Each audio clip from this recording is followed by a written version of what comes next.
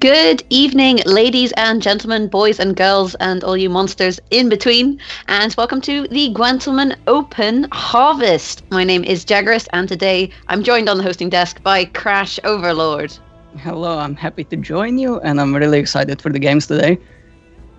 It's gonna be a good set. We've got some semi-finals and some finals. So, for those of you who don't know, Gentleman Open is an open event. Anyone can join, and you go through a Swiss format, and then it comes down to a 16-person bracket, of which the ultimate winner is, I guess, the winner. It makes sense, you know. It's how tournaments work, right? Yeah, easy tournament working logic. I mean, we're going to be looking at the semifinals and the finals today. We've got Gono and Mago on one side of the bracket, and Red Dream and Unista on the other side. I do believe the first game is going to be between Mago and Gono. Yep. We've got Gonorrhea versus Mago as the first semi-final, and that set is going to be casted by the lovely Swim and Squirrel. But before we go to that, anything interesting from this, top 16? Any names you see there that you want to comment about, or any games? Well, obviously, I recognize quite a lot of the names. They're really good players. I'm not surprised Mago got where he is. Red Dream, obviously a teammate of mine, so really happy to see him as high as he is. I'm surprised Vaj got knocked out, but other than that, just good games, good players. I'm not really surprised anyone got knocked out earlier. I'm pretty sure that the Vaish usually gets to top 8 of Gentleman Open and then gets knocked out. That's kind of his thing. I've seen him complaining about it on Twitter before. Red Dream, part of your team. Which team is yours? Red Coin, Blue Coin? I know Red Dream's on both, so it throws me. We're Red Coin. We're the serious team of the two. I'm sure we'll see some serious gameplay out of you guys for the Coin Clash event, which will actually be happening on the 9th of December. So if you want to see Crash actually playing, that's happening. It's going to be a lot of fun. Yeah, it's going to be very good gameplay in a very non-sarcastic way of saying that, yeah. But today we're actually looking at serious games, so super excited for them, as I said. Yeah, for sure. We're going to be seeing kind of the best of Gwent. And this tournament actually has a $500 prize pool. We have a sponsor for this event. So this is actually, I think, the biggest prize pool a Gwent Open event, the Gentleman Open event has had. Thank you to Cloherty. I always say this wrong. I'm going to mess it up. Cloherty? Cloherty? I'm going to say Cloherty. But we have a screen for him, and then his name will be on the screen. Yeah. It's going to happen. I have faith in there we go. Matthew J. Cloherty. And he has provided the $500 prize pool for this tournament. So this one, a little bit of money on the line, which is always nice. I know Red Rain is very excited. Top 4 is in the money already, and I know he was very excited to, get in there and try and get as much as he can. Yeah, it's quite a lot. It's the last TGO Open, I believe, and the winner of this, or whoever isn't already in the top 7, will then go on into the... I don't remember the exact tournament name. What was it? Where all the winners of the TGO Opens... Oh, it doesn't have an official name, but it's like the Ultimate Grand Supreme Gentleman Open. The Gentleman closed, you could say, right? Since the Gentleman closed. Yes, so effectively, this is the 8th Gentleman Open event, and we've actually had 7 different winners so far. So the 8th winner from this event will go and join those other 7 in the ultimate battle to see who is, the Gentleman Open champion, basically. So that's quite exciting. And today we have a best of 5 format. So I believe it is strike, which means that you want to get bans. I always mix up strike and conquest. I'm a terrible host. I think it's Strike, if I remember correctly. I know the previous TG Opens have been Strike formats, so I think it's Strike the same. But yep, so that means that each player gets bans going into it, so you can kind of tech towards the kind of matchups that you'd like to see in terms of the decks that you bring. And this, I guess, is the last Guardsman Open on this patch before we see the 100 new cards dropping that have been revealed by CDPR to be the next big midwinter patch. So that's very exciting. But I guess we should stop talking and throw over to our casters. So who's casting the first set, Crash? The first one's casted by Swim and Squirrel. Excited to see Squirrel's casting career start up right here. And yeah, I guess we're just gonna throw it to them, will we? Yep, hopefully we'll see some great games. So over to our casters, Swim and Squirrel.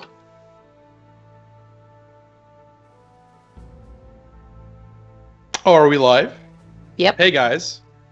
Oh, hello. Okay, right. So I'm glad to be here, joined by my co-caster Squirrel, and we're going to be going over the first set, which is Mago versus Gonorrhea. Now, Mago has, of course, brought Bran, Emir, and Radovid, and Ghana has brought Bran, Unseen Elder, and Emir. So only one leader different there. All right, so we've got, the two players. One needs very little introduction. Mago GX, our private Russian player, is pretty known around the scene for being one of the top people to beat online and in Pro Ladder. He's got multiple tournament victories. He won TGO June. Visa issues currently prevent him from hitting abroad, but I'm sure everyone's going to be looking forward to what he's got to deliver to the table once he finally breaks free of the border. Yeah, and then on the other side, we have Ghana, who is a Slovenian tournament player who has made appearances in the past. Maybe most notably in the TGI, he was part of Team SGC, who made it very far there as well. So what do you think about these brands, Squirrel? I mean, Bran's been pretty standard, right, for the past couple of patches. Why Is This a Thing, I believe, is one of the first decks to hit on the new patch. I don't expect we're going to be seeing anything outside of the usual, let's hit them with a bunch of harpooners and get some carryover.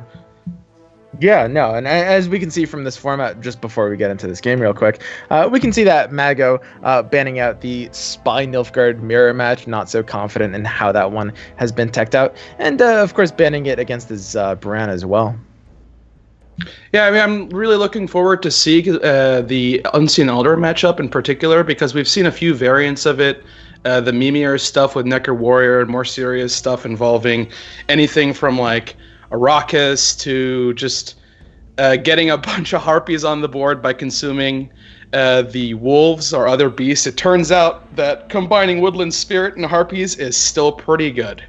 Yep. So we should be able to get into our first game here, which is Mago's Bran versus Ghana's Unseen Elder. There it goes. There we go. So what do you think about this this matchup in particular? I mean, obviously, Unseen Elder is a deck that is basically the core deck to try to shut down. It's got the Neckers. The Coral and the Muzzle do a lot in terms of keeping those down. But outside of that, how do you feel its options are? I mean, honestly, I feel like with this current matchup, it's a bit of a... I would say it's fairly even. I mean, seeing it on ladder back and forth, it kind of depends a little bit on the draws. But with if this is the Harpy swing that we're looking at, should be a pretty strong tempo swing turn one. And I think that Skellige might have a bit of a hard time catching up with that if it's successful.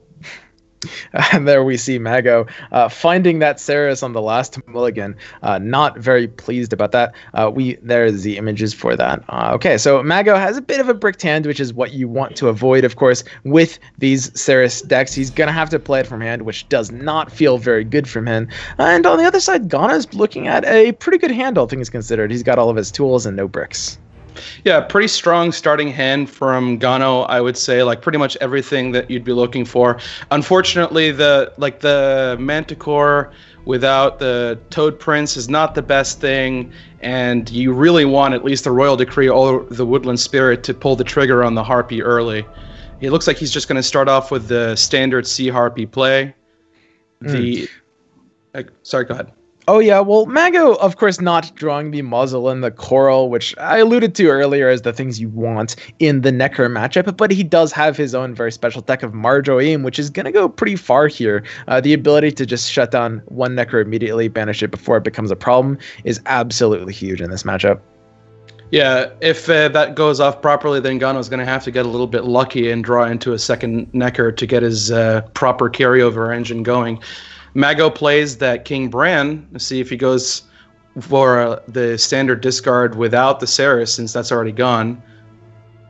Yeah, and we're going to be seeing, obviously, Gonorrhea is going to have to play out these proactive plays. His strategy with the Unseen Elder revolves around basically forcing his Harpies out by consuming a combination of beasts and eggs and just getting a lot of proactive value that ways, and then hoping that you're able to keep Neckers on the board with a combination of either the opponent not having enough removal for them, or of course being able to play Neckers after Mago passes in this case.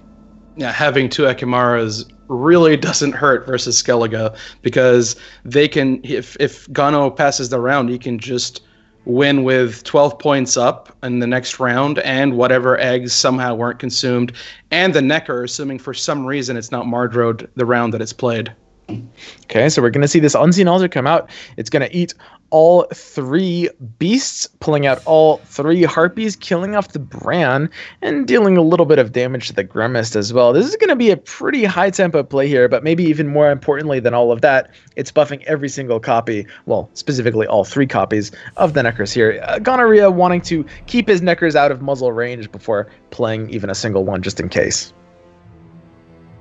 Yeah, it's a good play all around, but Mago follows it up quickly. Getting that Ceres back out there means he's solidly in the lead, and Gano's going to have to make a bit of a harder committal. So he goes for the Abaya, probably going for that Arrakis Venom for a 12-point swing.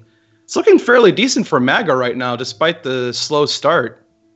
Yeah, I mean, that it is. I mean, he is able to get that value from Armorsmith right away, which is not negligible. At the same time, though, Gano has definitely the tools to push Mago out of this hand if he wants, and maybe even more importantly, not having to be forced out of his Necker in the meantime. I would probably put Gano at a bit of an advantage position here, especially with the Commander Sworn and the Caretaker really forcing Mago out of this round.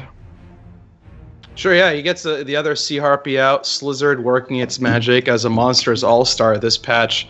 Like, so many high-value targets that you can pull out with the Slizzard. It's really just, like, turning into the high-class card that everyone predicted to be at the beginning of the patch. Yeah, and there's that Commander Sword coming out. That's actually going to do a little bit of extra value in terms of denying this Eskel, which right now can only be hitting a 3 strength target at the moment, unless, of course, the Manticore is played first. So it's really going to come down to whether it's able to find the Manticore value or not.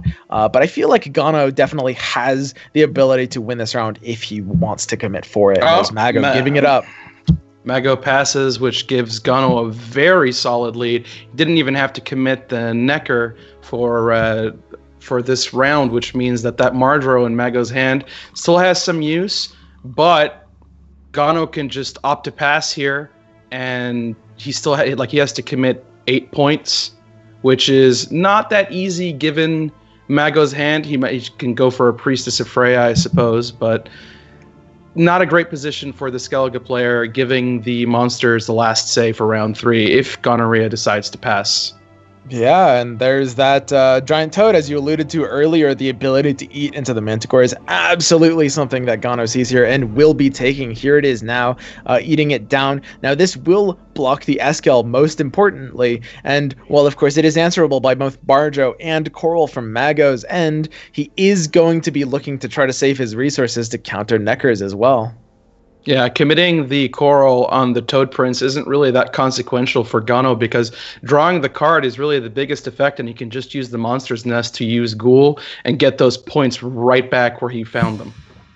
Okay, so here's the Blood-Curdling Roar coming down on Morkvarg. It's a proactive Blood-Curdling Roar. This is going to basically play for triggering Ceres a little bit earlier into this round, getting that last Morkvarg res only in the second round. Woodland Spirit coming out from Gano. This is going to start laying down just a little bit more pressure. It looks like Mago may be at risk of being completely bullied out of this round. Yeah, you think that Gano is going to commit for a 2-0 win? Do you think he sees the blood in the water? Oh, I absolutely don't see why he wouldn't here. Yeah, I mean, like, look at that Eskel. 13 points. That's not what you want to see out of an Eskel. Yeah, and either the Coral or the Marjo will be finding good value against the Toad Prince, but both of them can't really find valuable targets. And in addition to that, the muzzle's not really looking too amazing here either. Maybe just hitting for a point swing of 12 on an Ekimara. And that double necker in Gano's hand is huge because the Marjo is going to be practically worthless. Okay, there goes. But guess what? Gano has the other one in his hand. You could play it out now. Yeah, truly a great call from Gano. Basically waiting until the Coral was forced to play his first necker, so that in the event that there was an answer to it, in this case the Marjo, being able to maintain one necker on the board, which is going to give him that carryover he's playing for. I'm not sure if I see any way out for Mago in this game. I think it might be a 2-0 blowout for this. Yeah, this looks really intense. I mean, the Monster's Nest can pull a 10-point Drowner, which of course threatens this, but even more than that, it will probably be pulling the Ghoul onto the Manticore, Caretaker being a high-value swing as well. This looks like it may just be it for Mago. Yeah, I mean, even the Caretaker into the Harpooner, if the Harpooner's not played, is huge, right? There's so many points. Like, even if Gano passes now, it takes a lot of committal. Ooh, there's that Armor Smith. Now, this is going to go a small ways in terms of being able to rescue Mago potentially. It will be rezzing the Ceres, and it will heal the Bear for 6 on top of giving it a bit of armor for the next 2 turns of Fog. Here comes the Ghoul. Yeah, and this is, of course, the finisher to the Toad Prince Manticore combo we see using Ghoul from Monster's Nest to eat it at 20-point value, buffing the Necker at the same time. Truly a monstrous play.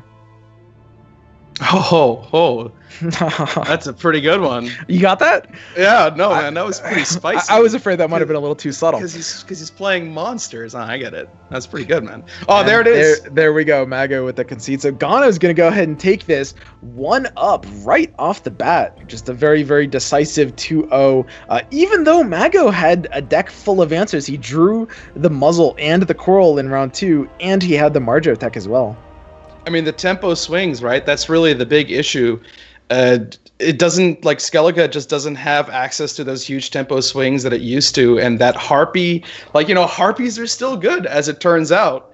Like, people just found a new way to push the Harpies out. And it's just, like, that swing is really hard to come back from. And Mago's initial third mulligan to Ceres really hurt him because he had to commit that blood-curdling roar just to put Ceres back into the graveyard. Yeah, that is absolutely right. I mean, just off the opening hand, Mago had definitely not really what you wanted to see there, but we should hopefully see his luck get a little bit better into the second game, in which it's going to be both players playing Bran mirror match. Now, we've already seen Mago's deck teched with the Marjo, which may help a little bit here with something like an Ekimara. We'll have to see. Expired ale. Oh boy, dude. So right off the bat, Gano's using a bit of a veteran Axeman deck with expired ale as well. A card that can actually gain some value in Axeman, baiting an early pass, extending around into something like Weather, and giving you higher reliability over your key golds and silvers. That expired ale, Gonorrhea, looks like he's looking to make more than one infection in this matchup. Got him. Okay, so we see Mago opening with the Bran, this time able to discard the Ceres, as you want to do with that deck, and he's got a very clean opener there indeed. Yeah, but the veteran just pushes him right back to dead even, gets those veterans up for the Axeman, tries to put them, like, oh, all right, he goes for the very quick muzzle. What do you think about that? Yeah, I mean, against the veteran deck, the early muzzle denial is a fantastic way of punishing only one veteran draw and denying Battle Maidens in hand, which is exactly what Gonorrhea was sitting on. That completely shuts him out of the Battle Maiden setup for the other veteran, and it could actually maybe incline him to discard a veteran here. Yeah, no, Mago, like, really making an excellent read on that. I mean, is a veteran opener like that a play you'd make if you had multiple veterans in your hand? It easily could be. It easily could be. Yeah, I think Mago definitely getting rewarded there for that muzzle, shutting out Gonorrhea's proactive plays very well. Yeah, I mean, it also makes sense because there really aren't that many high value 8 strength targets anyway. So the faster you shut that down, the better. So I guess Gano's looking at his rightmost cards, seeing if he can draw some cards out, or is he going to go for the expired ale? All right. So All right. when you're Gano in this situation, when you're the Axeman player, you have to leverage your moves between kind of showing your hand or not, because a large part of your win condition is that surprise value from maybe having them pass early and then being Axeman all along, especially when you're running this brand matchup. But the Expired Ale may immediately let Mago know what's up here, because that's pretty much the only deck you would be running it in, and we'll have to see what he does here. If he passes, Gano will eventually be able to win a long round, so... I mean, Gano might just be looking to confuse his opponent into thinking that, hey, maybe this guy is not such a good player because he's playing Expired Ale. But he got taught a lesson game one, so we'll see how he reacts to this. Like, do you never see Expired Ale at high level play? How do you respond to this? What's the right play? Yeah, you really don't. I mean, you can pass early. That's typically the instinct. He's going to go ahead and use it, drawing Gano the Grimace. Not exactly what Gano wanted here for sure. So that's going to go towards Maga's favor. And it's going to be up to Gano how to proceed this. It's always very awkward when you're playing these Axeman decks when the opponent isn't giving you the early pass in round one. They're not letting themselves get bullied out. We'll have to see how he responds. I mean, not even that. It's not like Gano doesn't really have that many plays to try to equalize 12-point deficit, right? He's going for the Grimace to get some value out of Fog. Okay.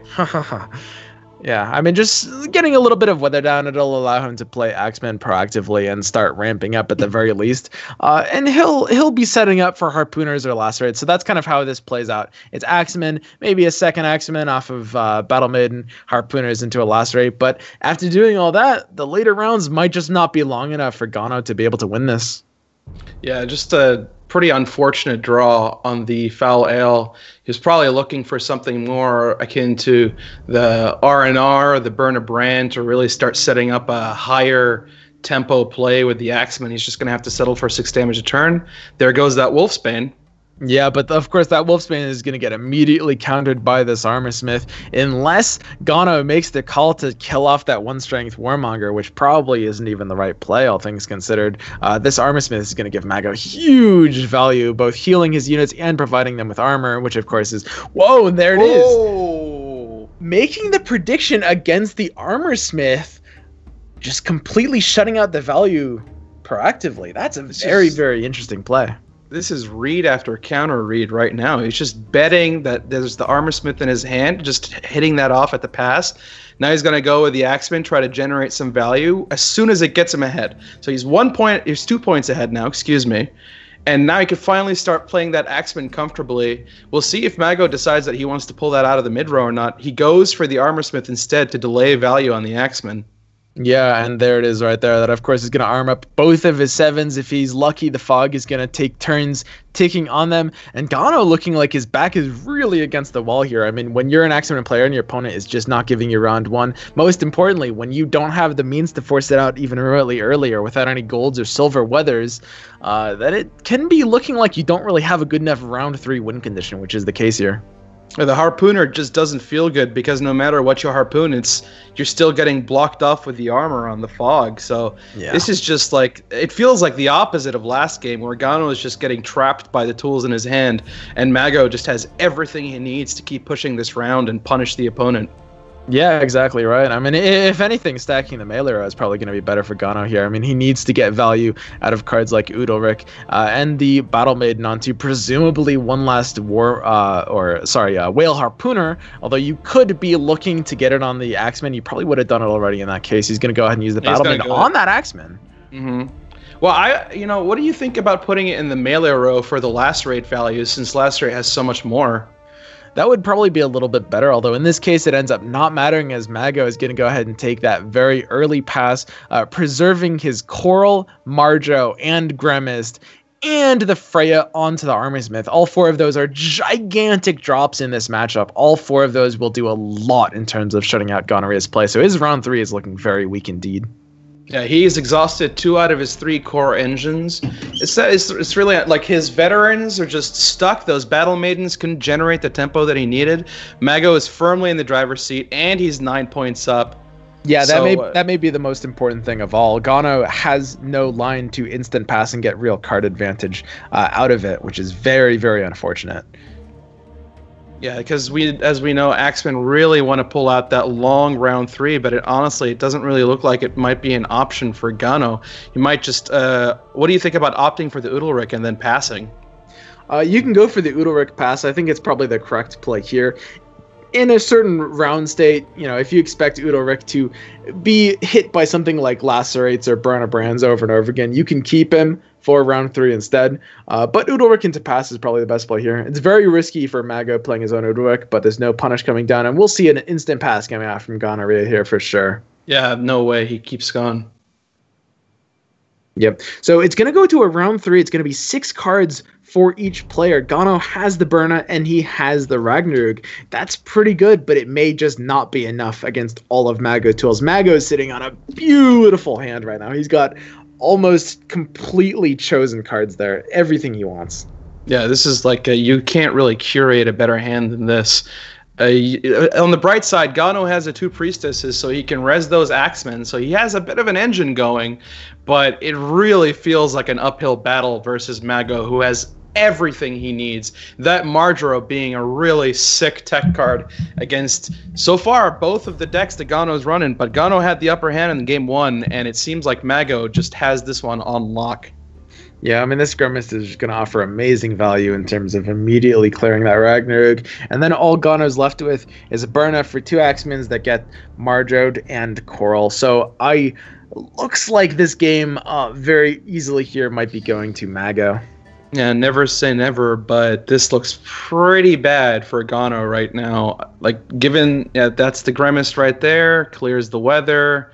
Easy 4-point gold. Actually, it's a 0-point gold thanks to that change. Yeah, it's a 0-point gold. That change being definitely a pretty subtle one, but every single time those points really add up. And the fact that Ragnar just gets completely deleted instead of at least trading for a silver is definitely a big swing to consider. Yeah, I think someone at CDPR had a bit too much of facing gold weathers in the last patch and decided to do something about that. Yeah, so here we have Mago's Proactive Freya just training his reses out. This is going to get out the Ceres, if I'm not mistaken. And there it is already. That's a really good positioning for that Burna Bran. I mean, might not do much. Oh, he's going to go for the... Yeah, he's committed with the Axeman. Yeah, that's true. Yeah, but it's just not going to be enough here, I don't think. I mean, there's one more Axeman coming out from the Freya, one last Axeman coming out from the Battle Maiden, and there's the immediate Coral to block that off. So it's got to be Freya for Axeman here, but it's not going to be enough, I don't think. Yeah, and the second Axeman is just going to get Marjode. I'm sure Gano already knows that from the last game. He's got that in his head, but, you got to play it to your outs. See what you've got, see what the opponent's got. Yeah, absolutely. I mean, even Marjo in this case won't do too much. Here's the Freya that was discarded from that second Warmonger, and it's just going to keep chaining. It should be pulling I think in this case it will be pulling the Harpooner here, if I'm not mistaken. I think Gano at this point is just looking at what he can do for next game, thinking about what to play against, because he's just playing it out right now. There's no way he can catch up. Like I don't think there are any 2 cards in the game that can help him out of this situation, honestly, given that Mago still has 1 card left in his hand and he's so many points ahead. Yep. So here Gano is just left with pretty much no option but to give it up, unfortunately. That's really one of the things you risk when you play Axeman. Axeman is a deck that is very much a binary win condition. Whether you get your combo off, maybe if you can force them to pass off of a baited, pass off of Expired Ale, that can be really, really good for you. But outside of that, if you don't have your cards early enough, it may just not go your way at all. Yeah, honestly... The game was pretty much decided from that muzzle. Like, that's just the immediate muzzle just shut down Gano's engines, and he was just on the back foot from the very beginning. Mago just taking over this game, choking it out slowly but surely. Yeah, and Mago having a much better hand than he had last time. So this Marjo is going to come out. It's going to reset the Saxman, immediately just locking Gano out of the game, even if that wasn't already the case. And this Battle Maiden just won't be enough to swing this back in Gano's favor. So it's going to be 1-1, Mago versus Gano. The game's still alive. We'll see what happens in the next match. I'm curious to see if Expired Ale will actually win Gano a game with some bless RNG levels of golds. Yeah, I mean, Expired Ale is a card that can only really be punished off of a pass, and it's something like an Axeman deck. It's a bit of a cheeky play because if the opponent passes early, you're pretty much the better for it anyway. But this next match is going to be Mago's Radovid deck versus Gon's Unseen Elder deck. Both players electing to basically play the, I guess the rare matchup that they have, of course, because both players brought Bran and Emir, and now they're using the decks that neither of the others brought. Yeah, the wild card match is always the most interesting because I'm pretty sure everyone that plays Gwent at any relatively high skill level has seen more than enough of their Emir and Bran games to know how they play out. That said, I mean, you can argue that Gon's Bran deck is also a wild card in a sense, given what we've seen so far. Yeah, a bit of a gimmick to be sure. But we'll get into this next match. And of course, we've seen Ghana's Unseen Elder deck already, a pretty standard, very simple Harpy spam deck with woodland compatibilities. We'll have to see what Mago's got in store here. Yeah, I'm really excited to see it. It's the Temerian deck with the standard. I'm playing in a tournament tech of using the Silver Mage to clear weathers. Yeah, no, it's looking like it's a pretty rounded deck. He's going to be using a little bit of Temerians, a little bit of Machines, pretty much all the same things you've seen before. But the Radovid variant compared to something like Henselt is going to do wonders for him in this Consume Necker matchup. Yeah, the one that I've been seeing recently on ladder is with Full Test, but in a tournament, when you're facing Spies and you're going to face Consume, like it just feels so much better to have Radovid lock down 2 engines. Gano's just going to play that Royal Decree straight into the Woodland Spirit, exactly the kind of opening plays that you want this type of Consume deck to play. Yeah, and I'd say right off the bat, the most awkward thing about Gano's hand is he doesn't even have 1 kill and a Harpy. So you'll note he has 5 consumed targets in his hand, those being Unseen and 2 Ekimaras, but he only has 3 consumed targets to eat, those being Beasts to pull out 3 Harpies. So that's a little bit awkward in terms of his ability to push round 1, but apart from that, he's got all of his tools that he needs. Yeah, Mago with the instant read, I'm not going to, you better have some Sea Harpies, because otherwise, there it is. He just passes. He knows there's no way if I don't pull out those Harpies, I cannot keep up. So he just decides to get that extra card out of Mago, put him at a 2-card advantage. But Ronvid comes back, which means that Gonorrhea is still going to have to play something, and Mago can elect to push the round out with Machines because he still has that Crewman. Yeah, this is a pretty tough one to call. I mean, Gano is sitting on a bit of a weak hand here. We'll have to see what he draws. If he doesn't draw another Necker, he may actually be a little disappointed because, of course, the Radovid will lock things down. And the Margarita tech is doing great for Mago here. While Mago is 2 cards down, which is not where you want to be after round 1, he does have a much better hand, and his deck looks like it's very powerful against Gano's Necker strategy. Yeah, he can really push the round against Gano, and he can make sure he can lock down at least 1 Necker and 1 Ekimara. He can just do a lot of work with this. I'm 2 cards down, as it turns out. Apparently, cards may not matter after all. Yeah, I mean, Mago doesn't really have a fantastic answer to these eggs, unless, of course, he wants to rain on their parade. And it looks like he's not going to be doing that. It looks like he's thinking about just using Battering Ram to smash them both. Yeah, I mean, you just want to shut down as many high point plays as possible, right? Okay, you give him 2 beast targets, but you also deprive Ekimaras of potential huge value. Yeah, of course, and the beast targets were there already because, naturally, as soon as you'd have eaten them, then you'd eat the Harpies right after. Now, these Harpies, hilariously enough, may get a little caught up on this Ronvid here, as there's the Ronvid going, and it's going to deal 2 more damage to these. Yeah, Ronvid soaking 1 damage. I mean, 1 point is 1 point. No one's going to complain about that extra soaking of damage to keep Mago a little bit closer, right? He goes for the Reaver Scout on the Battering Ram. He just wants to keep shutting down as many targets as possible, even for a regular Ekimara to consume, just keep himself very comfortably ahead in points. Do you think that Mago is going to try to push for another 2-0? It's definitely possible. At the very least, it looks like he's going very deep. I'm not sure about a 2-0. He could elect to try to force a lot out and maintain a Shawnee or a Dijkstra for next round, but it looks like he is going deeper here for sure. There's a very valuable Kalana Harpy coming out, and that's, of course, going to enable these Ekimaras to find value targets. Well, I guess he's not going to listen to your advice and go for the Shawnee round 2 anyway. Going for the Ballista, taking out more eggs, make sure to deny as much value as possible. Just keep himself very firmly in the lead for a comfortable pass whenever he decides, if he decides to do that. Yeah, and the bit of the awkward thing here is that Ghana before had the Unseen to eat the Kalano Harpy to enable the Slazard, but now he's going after Ekimara at Kalano Harpy without a Harpy coming out just to enable the second Slazard as well. You think he's going to go for the Commander's Horn push right now? Yeah, he's got to. There, Mago goes for the huge commitment. This, if anything, may just completely force Gano out of the round here. I think that Mago might be going for a 2-0. I think he smells blood in the water. Yeah, absolutely. I mean, at the end of the day, though, one thing to Gano's benefit is, of course, the 3-card advantage he has, which allows him to use cards like Necker after Mago has passed it, but that may just not be enough. Mago sitting at an extremely impressive hand. Margarita for the Ekimara. Dijkstra as a powerhouse finisher. We'll have to see what it pulls, but Gano may just be finding himself against the 2-round here.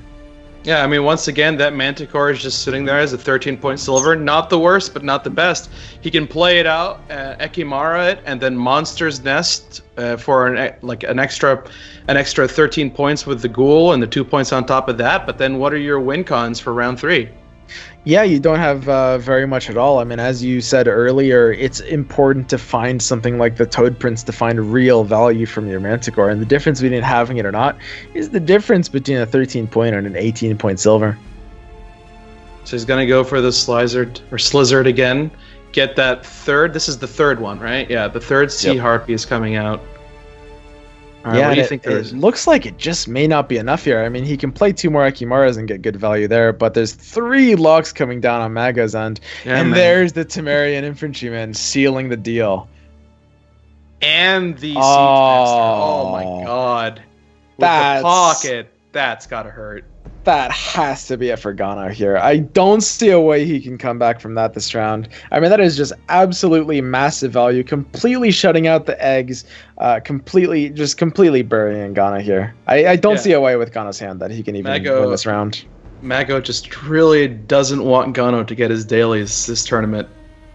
I mean, the best thing for Gano to do here is to wait until Mago takes the pass and then play the Necker and Ekimara twice, basically using Monster's Nest and Caretaker in these two next turns. The problem with that, though, is that it's very possible Mago may save the Margarita in hand, and even in that case, it's very, very hard to swing the 50 points requisite to be able to overtake this.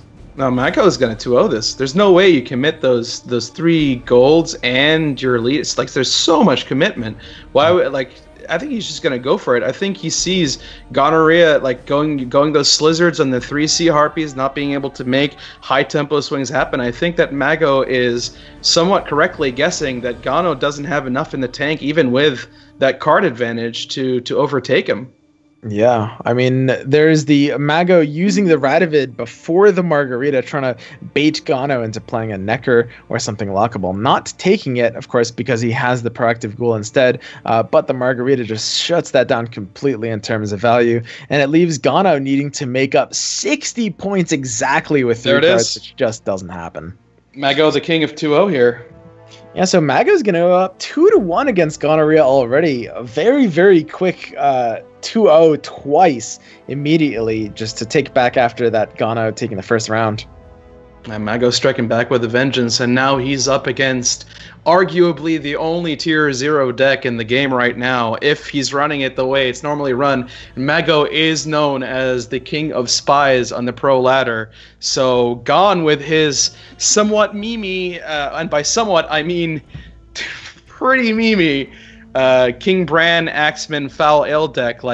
Gon's going to have to play this out really well, and even then I feel like Mago's going to have to be a little bit unlucky to catch up. Yeah, this is going to be a tricky one. I mean, Gana's back is really to the wall on this one for sure. I mean, as you've said, this is a tough matchup for him to be able to win, and it is absolutely necessary if he doesn't want to get eliminated right here and now.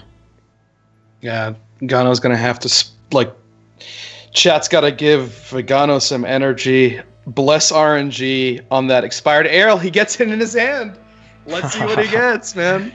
And one of the downsides, one of the real downsides here is not just that Mago's playing a very high tier deck and Gana's playing a much more unreliable one, but that Gana's deck really relies on a bit of surprise value. I mean, the Bran veteran variant of Axeman gains value from a little bit of bamboozle, hoping that the opponent passes early, not recognizing that it's Axeman. But of course, that's already established to be Axeman, and he's gonna have a very tricky time forcing Mago out in round 1. Not only that, but I mean, you get a good chain. Oh, Mago got triple emissary in his hand, not able to do any of those classic enforcer chains, which means that those Axemen have a chance at staying alive. Yeah, that's definitely true as well. We're going to have to see how this plays out. Now, Mago doesn't have an immediate muzzle answer like he did last time, so these veterans are going to be able to stick. And here's the Bran coming out and discarding classic Wolfsbane and Raider and Morkvarg. What do you think about the Wolfsbane in this matchup? I like it. I mean, it's less about... It's going to have a hard time finding value in the matchup, but it's something that's absolutely necessary for this deck, just in terms of being able to push out round 1 with the tempo that it provides. Yeah, I mean, it goes a long way to resetting the value that an Impera Brigade has, and it protects against a lot of the Enforcer hits, which means that Mago's going to have to focus his hits on lower strength heroes lower strength units if he wants that damage to stick without being countered somewhat by the Wolfsbane. So he goes for another Impera Brigade, just setting up those high value point swings. Do you think he's going to try to kill that Morkvarg and take out the reses as quickly as possible? Typically, that would be the best option to do, for sure. Here we see these veterans just coming out. Proactive plays. Gano is not playing the Ragnarok yet, but Mago knows that it's a threat and is intentionally row stacking. Gano's definitely going to have to play the Ragnarok at a certain point here. I mean, it's not even just protection against the Ragnarok, it's also against the Harpooner, right? Oh, disregard what I just said. He plays Amir in the front row, gets the classic Vicovaro Medic into the Emissary chain, see what he gets. Gets another Enforcer. There is no RNG in Gwent Poison Girls. This is pure skill right here.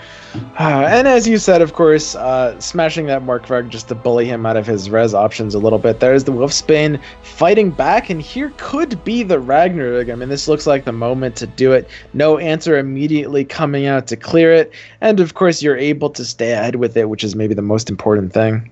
He could also elect to go for the expired ale while he's only a few points behind, so if Mago passes, he can just use like anything in his hand to get ahead.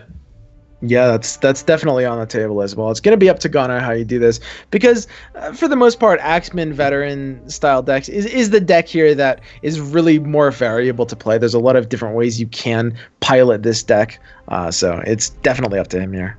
He's going with the actual unironic best play right now, setting up now that Mago gave him the Ragnarok. Why do you think he decided not to stack the rows, knowing that the Gano has Harpooners and Ragnarok in his deck? Well, it can come down to not wanting to play too much into a Harpooner or a Lacerate. A lot of people stack one row really hard to try playing outside of Harpooner, but that can really backfire because the decks that run Harpooner also run Lacerate, and you can just Harpoon twice to really, really smash a row too hard. I think Mago's play it was very fair here in terms of stacking 2 rows. It's a pretty typical way to play around a Gold Weather row punish combo. You start stacking your row for a first couple turns, and then you switch to a second row. Yeah, and Mago has been on record as saying Spies doesn't care about weather. It doesn't matter if it's normal weather or gold weather. You're just going to out-tempo it. You're going to play points. Who cares about 2 points per row when you can have 8-point swings? There's the third Enforcer. Whatever chance Gano had of taking the lead in this round, I feel like it's just flown out the window. The Axeman's gone. Gano's passed, right?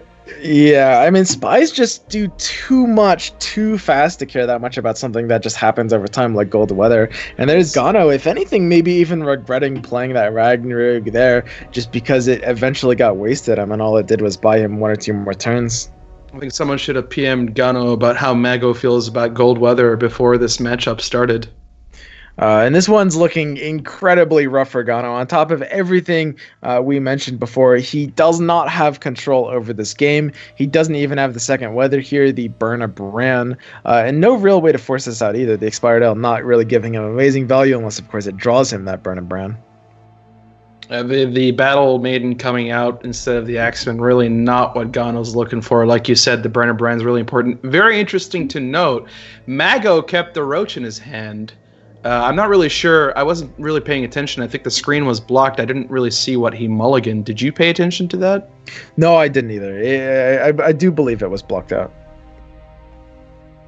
Yeah, so not really sure what was so important that he wanted to mulligan that instead of the Roach, but I guess he decides, worst comes to worst, he still has the Renew in his hand for round 3 and he can mulligan that. So he goes, oh, he mulliganed the Cantarella. That's what it was. He mulliganed the Cantarella. I guess the getting Rainfarn value round 2 is more important than the Roach, and you really can't fault that logic. It's pretty strong. Yeah, so of course this Expired Ale is a decent option when you're being bled out like this, I suppose, although in a best case scenario, all it will really do is draw Gano into his Ulrich or Burn a Bran, which he definitely wouldn't be complaining about in this hand state. I think that Mago, I'm going to call it now, I think he's going to go for another 2-0 here. What do you think? Yeah, I mean, it's looking like it. I don't necessarily know if he'll commit the final play of something like Joachim. It could be a little risky. But at the very least, he's going to push him deep and force round 3 to be as short as possible, which is a typical procedure against Axeman. Ooh. You got the Burn a Bran. That's something, right? Oh, it definitely is. I mean, it's going to be a lot harder for Mago to really force him out of this round with that Burna, which is great. I mean, if he develops it early, then he can do pretty much whatever he wants with it. But it looks like he's not sure whether he wants to do that quite yet. There's a second Axeman coming in. Yeah, I think he's committing the double Axeman. I think he's thinking about the Siege Row so he can burn it, get that double value, which is pretty smart. I think that Mago will opt to pass. There it is, the Bleeding Roach. I think Mago is going to opt to pass soon after the Burn a Bran hits the board, just letting Gano have it because it'll deny the gold. Gano's not going to reveal his hand yet. He's just going to put one more unit down so that Burna has extra juicy value. Yeah, and of course, one thing you'll note about the situation is Mago does only have 4 cards left in his deck, which means unless he's playing a Seer, Gano may have the mill on him with this Avalak, although typically the deck that Mago is playing is playing more towards the Asir strategy. So it may depend if Gano is able to punish him with an overdraw. He could maybe come back here. If he makes the read that Mago has Joachim in his hand, that is a huge play for him because it essentially means, oh, there's the pass. It's like, as expected, as soon as the Burn a Bran hits the board, Mago sees it as his opportunity to bow out. He wasted all the golds. That's all the golds played except for one, which I don't think Mago knows that Avalok is in Gano's hand because I don't think did he play it out in the last round? I'm not sure if he did. No, he did not. He actually mulliganed it away going into round 2 in the last game. Although typically you'll expect Avalok from any sort of Axeman deck. And there's the Asir and Mago Asir, so there's just no possibility of an overdraw from here on Gano's part. This looks like it may be closing here unless there's something I don't see about a way Gano could swing this back. I'm looking at his list. There's really nothing besides the Lacerate and the Grimmest Fog that can activate these Axemen. It looks like they just might be maybe 12 points or something. And even then, here's the Infiltrator if he wants to renew the Menno, if that Axeman gets a little bit too big for their britches, right? And Gano is forced to play a 9-point. 9-point, not really what you want to see. I mean, okay, 10-point because of that Axeman, but still, that Axeman's taken care of. There's the other Infiltrator. I don't know. Yeah, I mean, so in terms of Mago's plan here, he's got the Renew for the Rain Fam for the Joachim, and the Asir for Roach. So if the Asir comes out for Roach, and if the Avalak draws something like the Joachim Roach right at that moment, that could actually be a pretty funny way Gonorrhea could maybe get some leverage back into this game. So you think that right now he's stacking the front row because he realizes that Mago most likely has the Renew into Menno in his hand, so there's really no point in trying to buff that Axeman up any further than it already is? Yeah, presumably. So here's the Avlak. If this draws something like Roach Joachim, that could be pretty good. We're going to see how it affects. There's the Joachim. That's pretty good. That's not bad at all. I mean, that could make Mago's hand a bit more awkward. Now, what you'll note is the Renew can always pull the Menno Cohorn, and that will always smash down this Axeman, which Mago will not mind the value of. And it looks like Mago still will be able to pull this through, although a bit of a close call there at the end with that Avlak draw. It was a bit of a close call, but the Peter as well, shutting down any other Axeman that might want to get a little bit uppity. Really, honestly, there's no way that I see Gano coming back from this. Just the hand that Mago has is just a bit too strong. Yeah, and it looks like Gano is kind of realizing that. It looks like he realizes his options are pretty bleak here. He's going to have to decide exactly what he wants there. Here's the Harpooner. It's going to smash a bit of value, but he knows he's got nothing against something like a Joachim into the last card here. And here comes the Joachim into, the Brigade. Get that out of there. That's Amazing just so many value. points. Oh Yeah, a ridiculous swing right there. Just cleaning that up entirely. And the Sigdrifa for the X-Men will not be enough. Gano will concede the set, and Mago wins 3-1, proceeding to, I believe, the finals, right? Yeah, he's going to the finals. What we're going to be seeing, who he's going to play against, either Red Rame or Onista. What do you think about those matchups? Which one do you think was the most interesting to watch? I would say probably the first one. I mean, I really liked how Mago had the deck that was very, very teched against Consume, and it still managed to be a very even match, with Mago even ending up unfavored in that regard. Yeah, I think for me, I really enjoyed watching that Radovid in action, like just Mago making read after read, just making sure, shutting down beasts, shutting down high-tempo plays. Like, it's really, really rare that you see a 2-0 coming out against Consume monsters. Like, they just... the tempo swings that deck is supposed to be able to do, given the opportunity, are just very, very hard to be able to come back from, and Mago manages to get like 2-0, shutting everything down, not giving Gon a single inch to crawl back from. Oh yeah, no, it was really, really just a huge amount of pressure that Mago was able to apply with pretty much all of his decks there. But anyway, we're going to be taking it back to our hosts now. Jagger's Crash, what did you think of that set? Well, thank you, Swim, for the wonderful casting along with Squirrel. It was great. That was an amazing series. Mago winning 3 games in a row. It was really great. With that, Gano is also eliminated from the tournament. And what did you think of the games, Jaggers? I think it's fair to say that Mago had a tough first game in terms of his hand versus the kind of perfect monsters draw that we saw on Gano. Like, Gano had exactly what he wanted in that game, and we saw Mago with Ceres in hand, for example, in the starting game. So that game was definitely had Gano in the driving seat. But then from there onwards, it was clearly Mago who was in control. You know, he played, I think, really well against the Axeman the first time, reading not to take that early pass, which you could tell that Gano was trying to force with the way he played, for example, the Foul Ale and the Fog, trying to encourage him to pass in combination with the Wolfsbane. So it was really nice to see Mago make those kind of reads.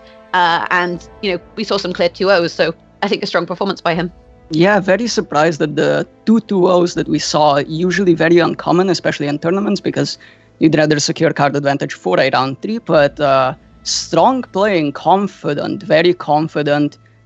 Seeing your opponent has a bad draw, you just push them all out so they can't fix their draw with mulligans, A decisive play. I was very surprised by the choice of the brand deck, but it's a tournament. You can try and high roll. Sadly, it didn't go Gano's way. And we got the result that we got. Mago obviously, deserved it. He played his heart out. And I'm excited to see what's in store for us, who's going to meet him in the finals, and it's going to be interesting as we can see the bracket. The next matchup is Red Rain versus Unista. I also hear that you're going to be hosting it, Jag. Yeah, that next match will be a cast between myself and Croaky, so it'll be a Scottish cast. But before we do that, we're going to have a quick intermission, so take the time to, go get a snack, go get a drink, go tweet about Mago's victory, whatever you want to do. And we'll be right back shortly with some more Gwen Summon Open Harvest. Don't go anywhere.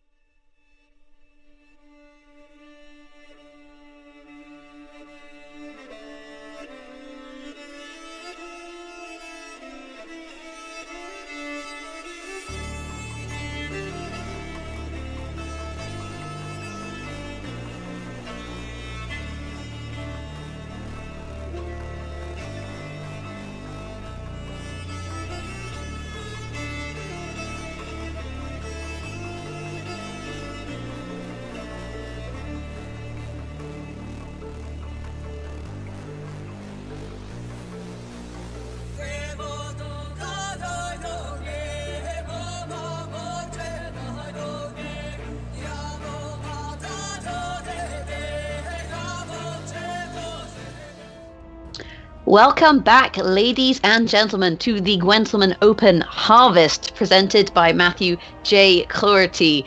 Crash, we're going to see your teammate now in the second semi-finals. That's Red Dream versus the relatively unknown Unista. How are you feeling? I don't know. I have to cheer my homeboy on. He has to win. I didn't make it into the top 16. He did, so obviously he has to win the whole thing, because otherwise I'd feel inferior. But yeah, no, it's going to be a good match. Red Dream's an amazing player. I've been playing his decks ever since he's been making them. So I'm excited to see what he actually brought to this tourney, because I have no clue. And yeah, it's going to be some good games. I mean, he does have to bring it home for the glory of Red Coin. I would say that he needs to get Red Coin flips as a member of Red Coin, but it turns out he's also a member of Team Blue Coin. So regardless of the way that the coin lands, I think Red Dream is more or less going to be okay. He has joined both teams. Unista, on the other hand, is a bit of a dark horse. Nobody knows anything much about him. He's not really a regular name within these tournaments. So it's kind of exciting to see that. I always love an underdog. Yeah, always a mystery man to show up out of nowhere and just win everything, That's the most exciting story, isn't it? But yeah, Red Dream also a member of the third team, 1 coin, 2 coin, Red Coin, Blue Coin. And if you've seen decks from that team, if he could bring those to the tournament, that's gonna be some spicy games. But yeah, I'm excited to really see them, and I'm happy you're gonna be able to cast them, because probably some good games in there. Yeah, but the thing is, we've already seen Foul Ale, so how spicy can you go at this point? Maybe some Avalak the Sage. That would be the dream, right? How about some Bless RNG Lambert? Bless RNG, I don't know. We'll see. But yeah, not to overhype the games. Are we just gonna hand it off to you, Jaggeras, as a caster?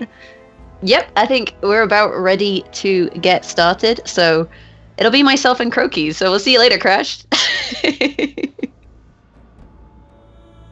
Do we have Croakies? Croakies, are you there? Hello. There you go. What's up? How's it going, Croakies? How you feeling? We got Eridan versus Hensel. I'm good, yeah. I like Henselt. I think Henselt's really good. I think it's really good for tournaments, and Eridan's quite standard. It's pretty good again, probably pretty good for tournaments. You're not really high rolling with it. It's mostly just a consistent deck. Henselt, you're really looking to win the coin flip though. The coin flip is pretty important with the Henselt.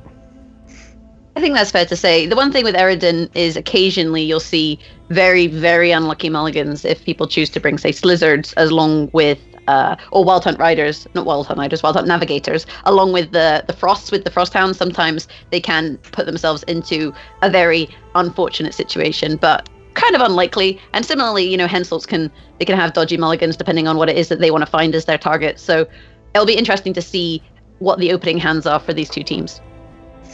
Yeah, I think Eridan's probably more at risk of bad opening hand. Henselt has so many targets for his leader ability that I don't think it should ever really be too much of an issue, especially because they're looking to save it for round 3 if they can anyway. So a lot of the time, especially against Eridan, when they're kind of cucking the machines, the Henselt's going to have to push it out round 1, but he'll be trying to hold it as long as he can. So quite interested to see what happens.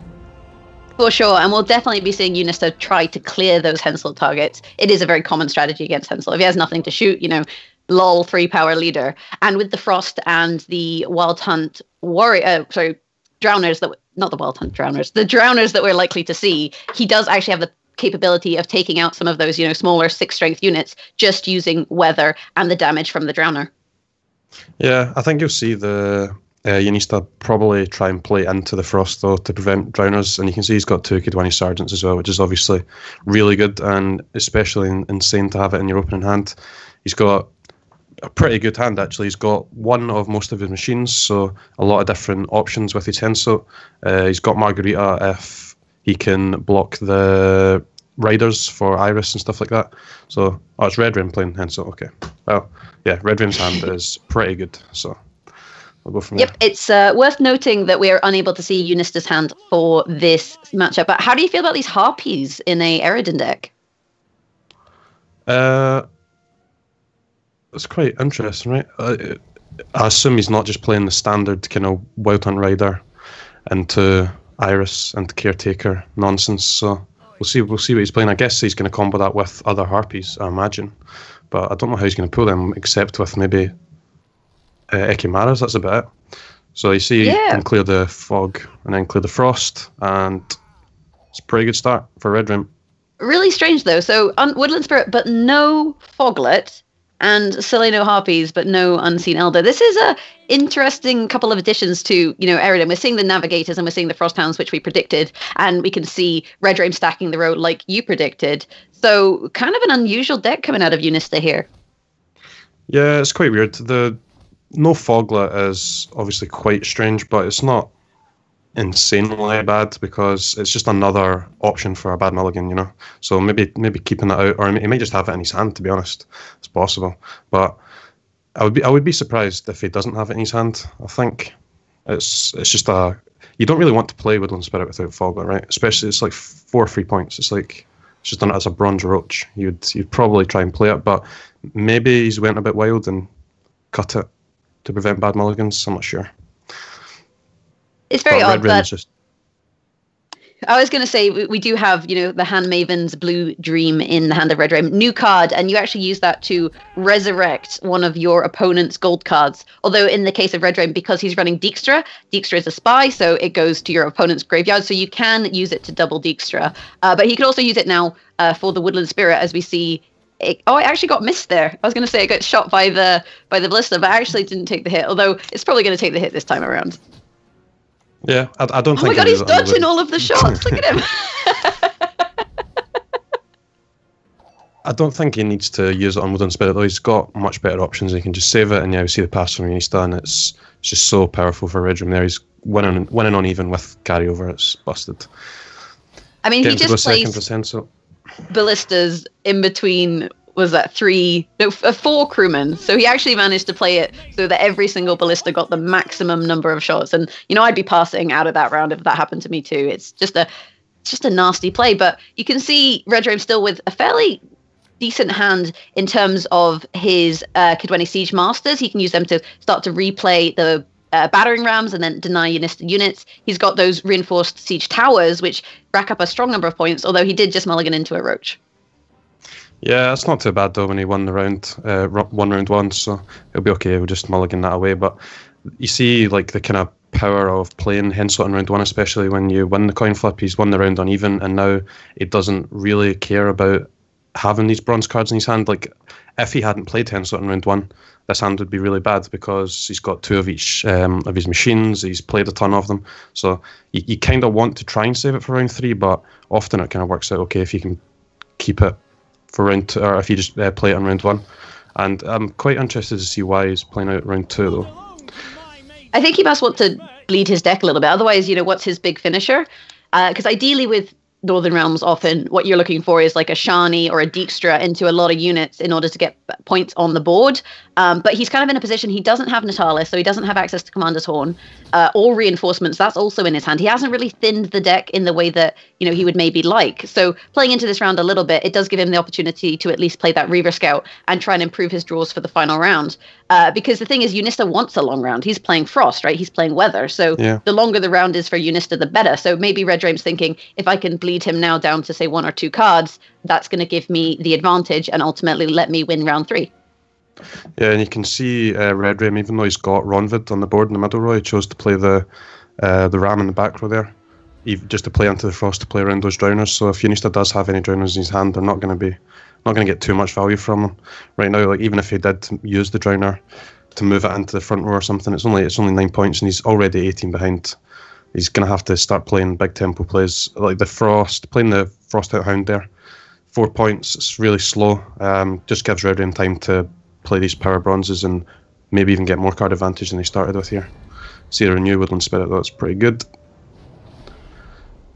That's the tempo play that he kind of needed in order to close this gap a little bit, such that he doesn't end up in a position with a very large card difference or requiring a lot of cards in order to catch up. But it is worth noting that, Red Dream is in control here. Red Dream can choose how long this round goes. And when you're playing against a weather deck, that's exactly what you want. You want to be able to dictate, how many rounds this weather takes, because it doesn't really matter to him. There we see him playing the Reaver Scout, thinning his deck. And he's got these big siege towers that he can play and generate a lot of tempo.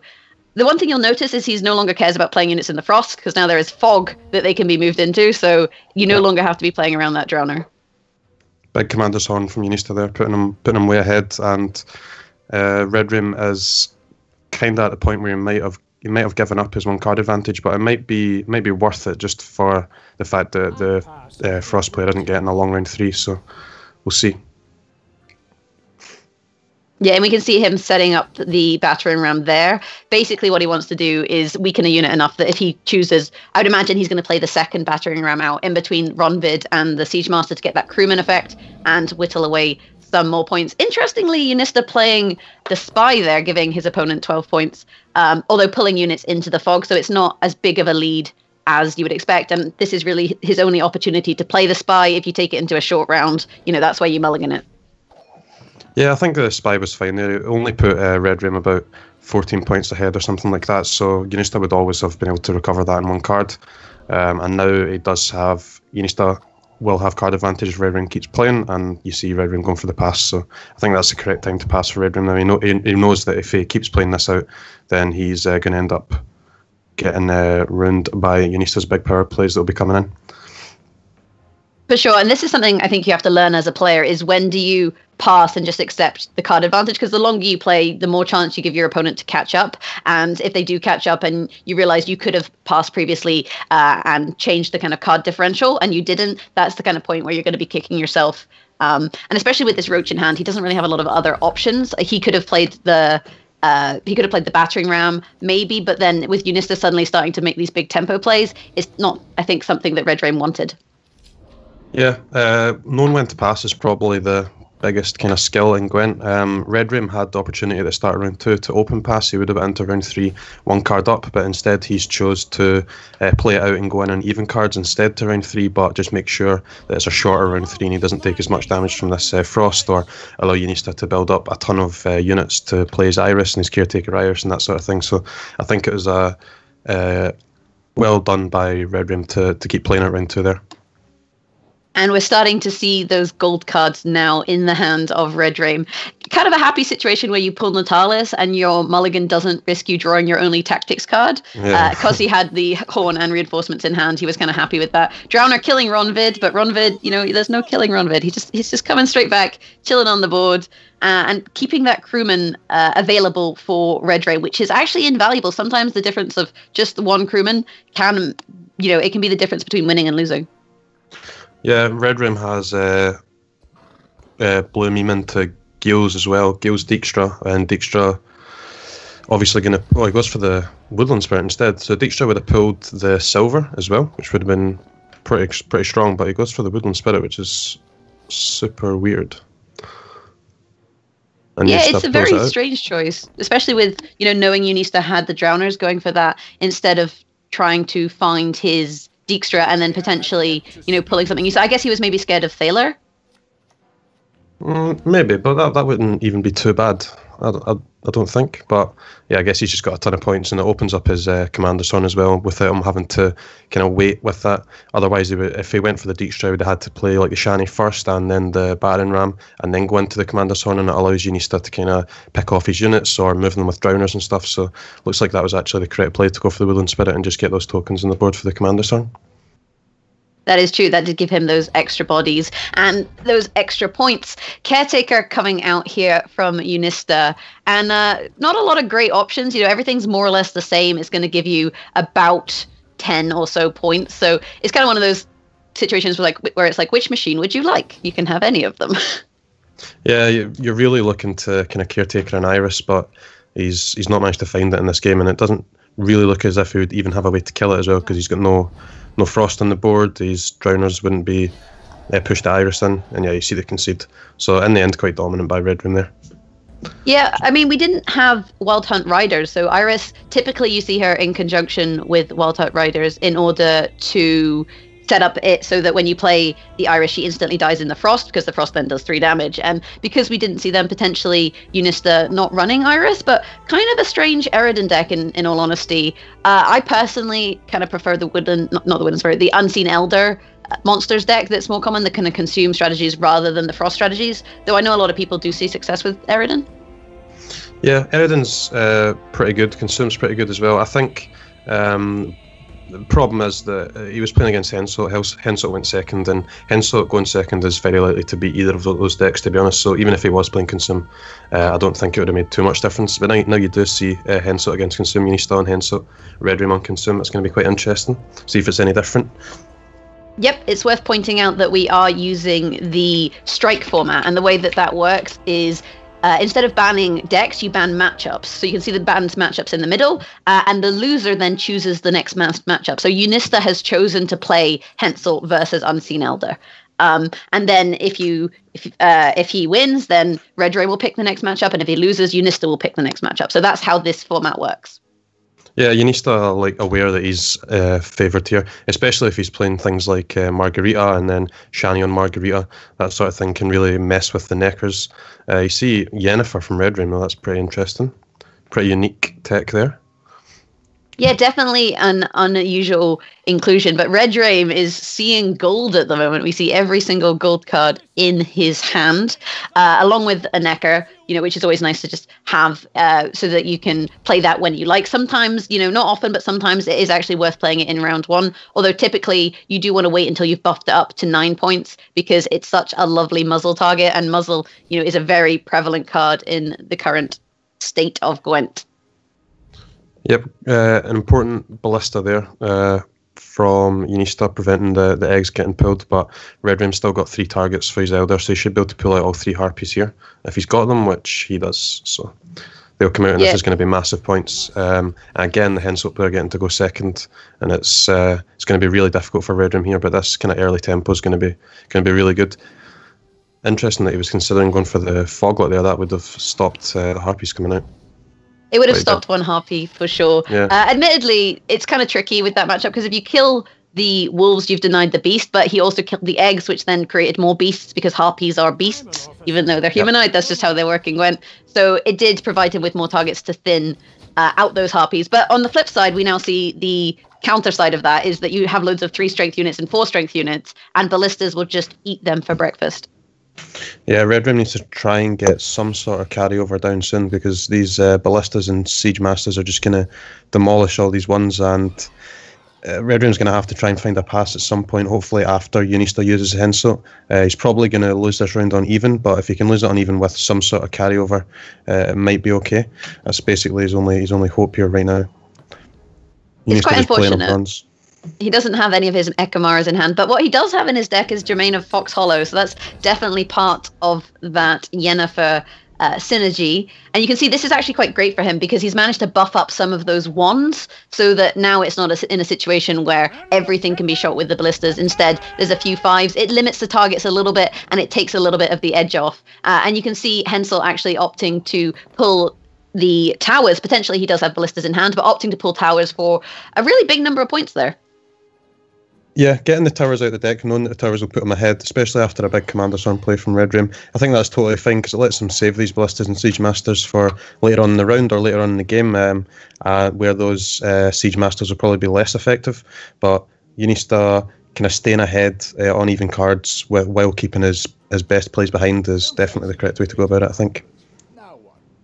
And Thaler coming out for Red Rame. And this puts you in that position where you decide, do I want to go 2 cards down, or do I pass and hope that he can't make up the points? And he's only 13 or so points ahead. I mean, there is fog, so that is ticking, so it's actually 15 points. So Unista would need a 16-point play here to make this on even.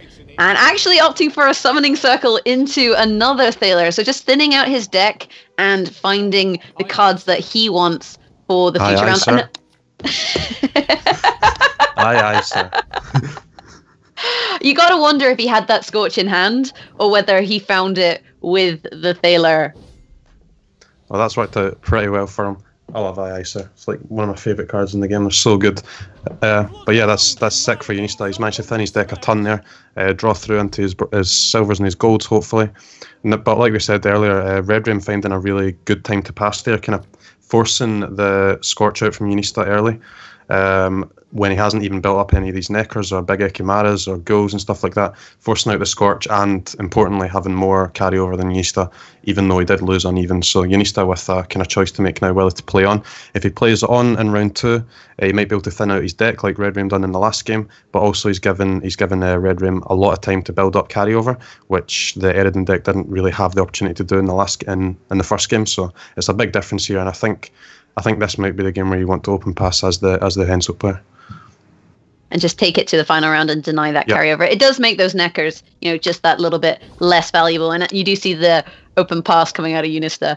The one thing you got to think about also is with Red Drain, with that sort of play, with the Dunbanner Cavalry and the Scorch, that's kind of one of those plays where you're just like, I'm not even mad. Like, I'm kind of impressed that happened. But it does kind of change your mindset a little bit going into the game. Saying that, we do see Red Drain drawing that giant toad, and that is a very happy pull for him because it allows him to eat the Manticore, which is sitting in his hand, and then put it into the graveyard, which then gives him a target for the Ghoul on his monster's nest, such that he can then eat the Manticore again and earn points. And basically that Manticore's job in life is to be eaten. That's what it does. Yep, Red Rim here sitting with quite an insane hand. Goes for the draw first and pulls a Necker. Unlucky, but you'll see him consume the Manticore almost certainly here, as you said. So he's got two Neckers, which most of the time would be bad, but Unista does have a high chance of maybe having Margarita, so that would allow him to still bring out the third one, because if it did get locked, he'd be pretty screwed. He'd have to consume it with the Ekimara to pull another one with a Slizzard, and then he wouldn't really have an option to pull the third one. But a decent backup there drawing the second Necker, although he probably would rather get the Germain to go along with his Yennefer. Yeah, you could see him hovering the 7 strength Necker there and then deciding against it. Wonder if the potential for Muzzle is something that kind of put him off there. And actually opting to get that Fog out once again and just get those attrition points against Unista. Yeah, he had the option to go Gills into either Derogre or Germain. But I think taking the Woodland Spirit there is definitely better. He's still building up a lot of units here for his Yennefer as well. You can see him, he's 2 units ahead so far, and he's got the opportunity. Oh, it looks like he's going to go for the early Yennefer, thinking this is probably the best value he's going to get, which maybe is the correct play actually. I think so. He can't even pull an Ekimara with the Slizzard. Actually, I don't think the Slizzard can pull him anything. He's just got 1 Necker left in the deck and nothing in the graveyard that's left in the deck. So that Slizzard is just a 3 points. So he doesn't have any other options of cards which play other cards and generating extra units. So in that case, you may as well just take the Unicorn when you can, because you don't know if your opponent has cards that play other cards. Yeah, his only option to get value from this Slizzard would be if he played Ekimara and Unista killed it somehow. But that is unlikely.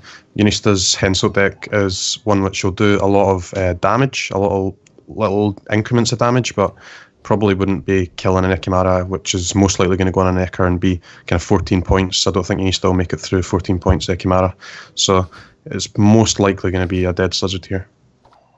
So we see the inclusion of regular ballistas and reinforced ballistas and no battering rams. How do you feel about the choice of ballistas versus battering rams? They're kind of similar. Like, they're not too different. I think the ballistas are, or the rams are better probably in this matchup, just allowing you've got a lot of small tokens that you can use for the first ping, and then you can get your full 3 points off in the second one. So I think Unista, if he knew he was playing against Consume, would probably put rams in there, but the ballistas are fine. For sure, this is a tournament format, and you're going to probably go with what is maybe a little bit more consistent, and I would say that the ballistas are more consistent, even if the battering rams give you 1 or 2 more points. It's not a huge difference that it would make sense. It would be stupid to run, say the reinforced ballistas versus the catapults. Not catapults, battering rams. Nobody runs catapults. But we see a ballista, speaking of ballistas, coming out and wiping off a lot of points from Red Rain. Yep, and then you see Red Rain playing his dead Slizzard, which he's obviously sad about. Out comes the Bork, and that is just GG. No chance for Red Rain now, unfortunately. Yeah, just nothing he can do. And he's got the Ghoul into the Manticore, which is a 17-point play. But when you know that you're losing 18 points and your opponent has 2 cards left, it's got to be hard. He doesn't make it up. Even if he plays 15. Wait, 14 and 13. 17. If he plays 17, it just burns. So unless Unista has literally no points, Red Dream loses. Yeah, it gets the double buff on the Neckers, but yeah, basically that's why you can see him kind of hovering the concede button already, which I'm a big fan of. But there's nothing really that Unista can possibly have here that will make him lose. And that's all she wrote there. He's going to go for the Ghoul. I mean, there's 2 14s, so he's going to have to eat it and protect them, basically, right? You're going to take that 13 eat and use the Ghoul as the sacrificial lamb in this situation. But you're taking a 20-point burn, so even then you're sitting at 50 points, and it's not enough. Yeah, the only way Red Dream really had a chance there would be if he played a Rot Fiend earlier with the Monster's Nest and maybe kept his Ekimara. Maybe if he expected the Bork, he could have done that and got a lot of value in the middle row from the Rot Fiend. But yeah, let's rip 3 14s. See ya. Oh, so much burning. Like, Unista is literally on fire this matchup. We saw that double Thaler Scorch, and then the villain Tretinmouth coming out and just eating everyone for breakfast. And I think that's maybe also part of the inclusion of the ballistas versus the reinforced ballistas versus the battering rams, in that you do get those 2-point shots, so you can use them to very precisely set the strengths of units, such that if you're playing stuff like villain Tretinmouth and Scorch, that you can maximize your points. Yeah, now that we saw him playing the Bork, it makes a lot more sense that he went for that kind of double Thaler play into the Scorch and round to kind of blown his Scorch early, but knowing that he had the Bork to fall back on, that's a lot more reasonable. For sure, and it's not a standard inclusion in Henselt. I don't think he actually was running Shani in that situation, for example. He's opted to go for this kind of villain Tretinmouth like burning strategy, and it's a really cool strategy to see. And I really hope that it's not something that expands onto the ladder, should we say? Because I really do hate villain Tretinmouth with a burning passion. Yeah, and next matchup's going to be Red Dream's Emir against Unista playing his Henselt again. I'm excited to see Red Dream play Spies. I don't know about you, but I think Spies is quite a good deck. I'm not too sure. What do you think about that? Like, I don't know. They're okay, right? I mean, what do they do? They play little 2-strength units and then find cards. I mean, it's okay. I think it's a deck that maybe not many people have tried out, and we'll see kind of how it turns out. Yeah, and it's 2 points to your opponent as well. So you give your opponent points. It's kind of weird, but I don't know. Some people manage to make it work. I know you give your opponent points and you don't even draw cards most of the time. Like, you don't draw extra cards. So why would you want to do that? In all seriousness, no. Red Dream running a summoning circle in this deck. How do you feel about that? I am a big fan of Summoning Circle. I tried it in Spies and it seemed to work quite well, but it can be difficult. It's mostly just you can really abuse if you win the coin flip. So I'm surprised to not see Red Dream go for just like Rainfarn into Cantarella, and then if Unista plays Thaler, he can just answer with Summoning Circle and pick up the Spy, which is just absolutely broken. But it looks like he's gonna go for that later on in the game, which is interesting to see how it goes.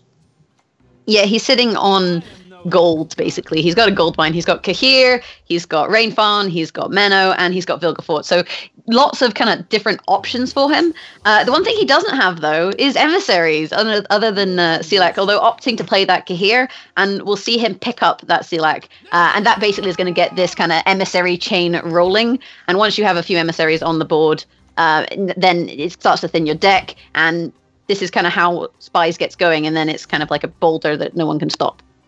Yep, really important for Spies to win the coin flip in this matchup. Actually, it's one of the kind of rare matchups where they can really lose out a lot of power, especially with, as you can see, Henselt just dropping like 29-point Henselt that was there, thinning his deck by 2. It's pretty good. So Red Dream's going to have to go for a big power play here. He might have to use the Emir into the Silak to get the points, although he would be wanting to try and save that Emir so that he can then abuse this Summoning Circle, which is basically the entire reason it's in the deck. So if he is forced to use the Emir here, which he might be because of that kind of power play from Unista, it's going to be a bit unfortunate for him. Yeah, he does have the option of the Vicavaro medic into the emissary that he just killed. However, that's obviously a lot fewer points, whereas with Emir, the extra bonus of Emir is you're putting 7 points on the board. Like, yes, he's going to play the CLAC and then pick it back up, so you don't get the points of the CLAC, but you get those 7 extra points of the Emir. And when you're not entirely sure what you're going to be pulling here, that's really beneficial. And really unfortunate, Red Dream not found any emissaries that he included other than the CLAC ones. Yeah, that's pretty bad, especially with these 2 enforcers out as well. And he's not found any of his Imperial Brigades or anything either. Oh, he's just pulled the Roach. Oh my god. He's just picked up the Roach.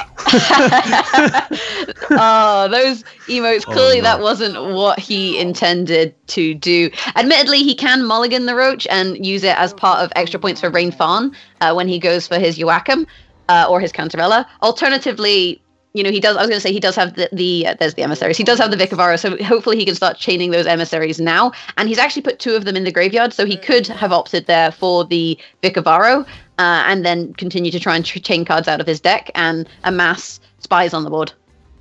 I mean, that might have been a 10,000 IQ master BM, because it did kind of force an instant pass from Unista, and he's winning 1 card down, which is not too bad in spies if he goes into long round 3 here, and especially because the Henslots came out. I mean, I'm pretty sure he didn't do it on purpose, but if he did do it on purpose, it might be the best play I've ever seen.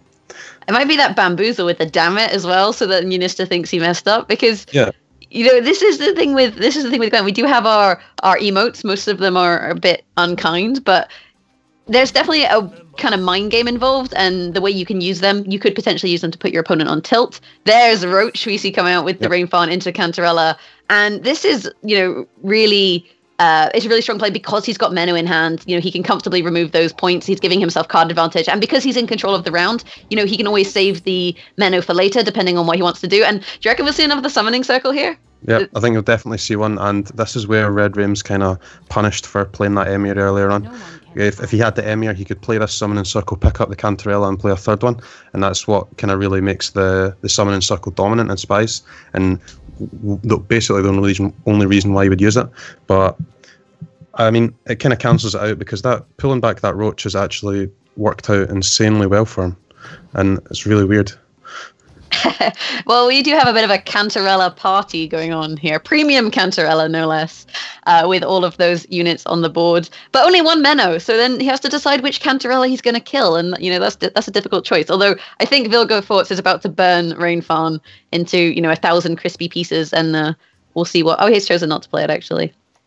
Yeah, Red Raim only 4 cards. He's only got 4 cards left in the deck. 2 of them are still emissaries, so he can maybe thin through his whole deck here, and then kind of play a Seer at the end of the round and get a perfect kind of Joachim in round 3, which would be really nice for him. I would be surprised if you don't see him pull his whole deck and then go into a Seer here.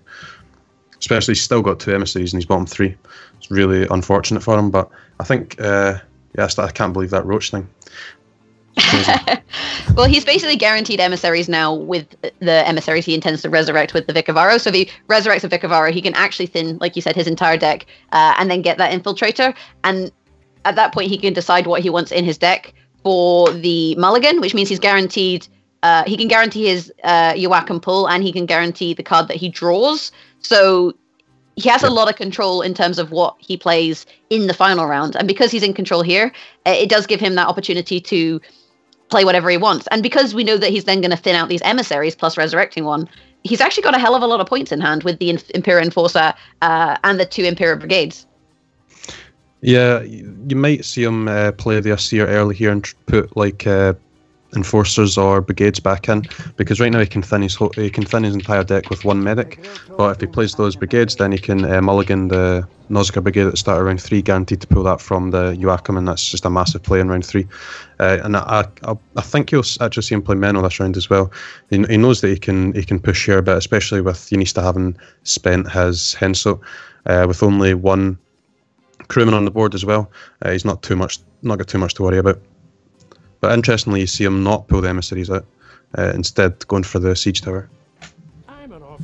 That is true. That is, 10 points. I mean, admittedly, he only needs to resurrect 1 more emissary, So the siege tower, he's got an extra Vicavaro medic, in terms of his res. So going for the siege tower, that gives him points, and it puts pressure on Unista, because if you're keeping up in tempo, then Unista's going to want to be making bigger plays than if Red Rain was lagging behind. So I think taking the siege tower before you take these emissaries, which we see now, is fine, because he only needed one emissary in order to completely thin his deck. So ultimately, it was up to him what he chose to pull. Yep, and he was guaranteed to hit an emissary with the first one that he played from the medic, and it's quite interesting. I think he's trying to wait on the Asir maybe until the Roach gets played, but that would be kind of weird. Yeah, he can't put Roach back in now actually, because he did decide to thin his whole deck there. So yeah, I'm surprised that he didn't play the Enforcer before he did that though. I guess he's just he's valuing blocking those crewman pockets more than getting those hits on the Enforcers, because now his Enforcer's obviously pretty weak. I think he's just trying to feel out, whether or not he's going for a 2-0 here. I mean, by making those crewman pockets smaller, you are denying a fair amount of value. Is it equal to the value you would get out of an Enforcer? Not necessarily. It depends, honestly, on what machines Unista chooses to play. Yeah, he chose to play the Nausicaa Brigade there, Red Rim, which means he's most likely not going to get that back in his deck with a Seer, because I can't see Unista killing it. So I'm interested to see on what he's going to Seer, because he does have to Seer this round. He needs to get one card in his deck to draw and another one to pull with Joachim. See what he goes for. Obviously he could go with Selak and just go into an Ambassador, but which you might see him do. I mean, Selak into Ambassador is a decent number of points. So it's not a bad call. And here, he can kind of pick more or less whatever. Like the Nausicaa is nice because you have that option to kill. He's got one in hand though. Because you have the option to kill Joachim with the Nausicaa, but it's not necessary. I mean, it gives so many points anyway that it's kind of fine. And we do see those Dunvanna cavalry coming out once again, the Dunvanna light cavalry, but only 2 of them, which means Red Rain now knows that Unista is sitting with a 4-point card in hand, and sitting 11 points ahead at this stage. That might encourage him to just push and maybe go for a 2-0.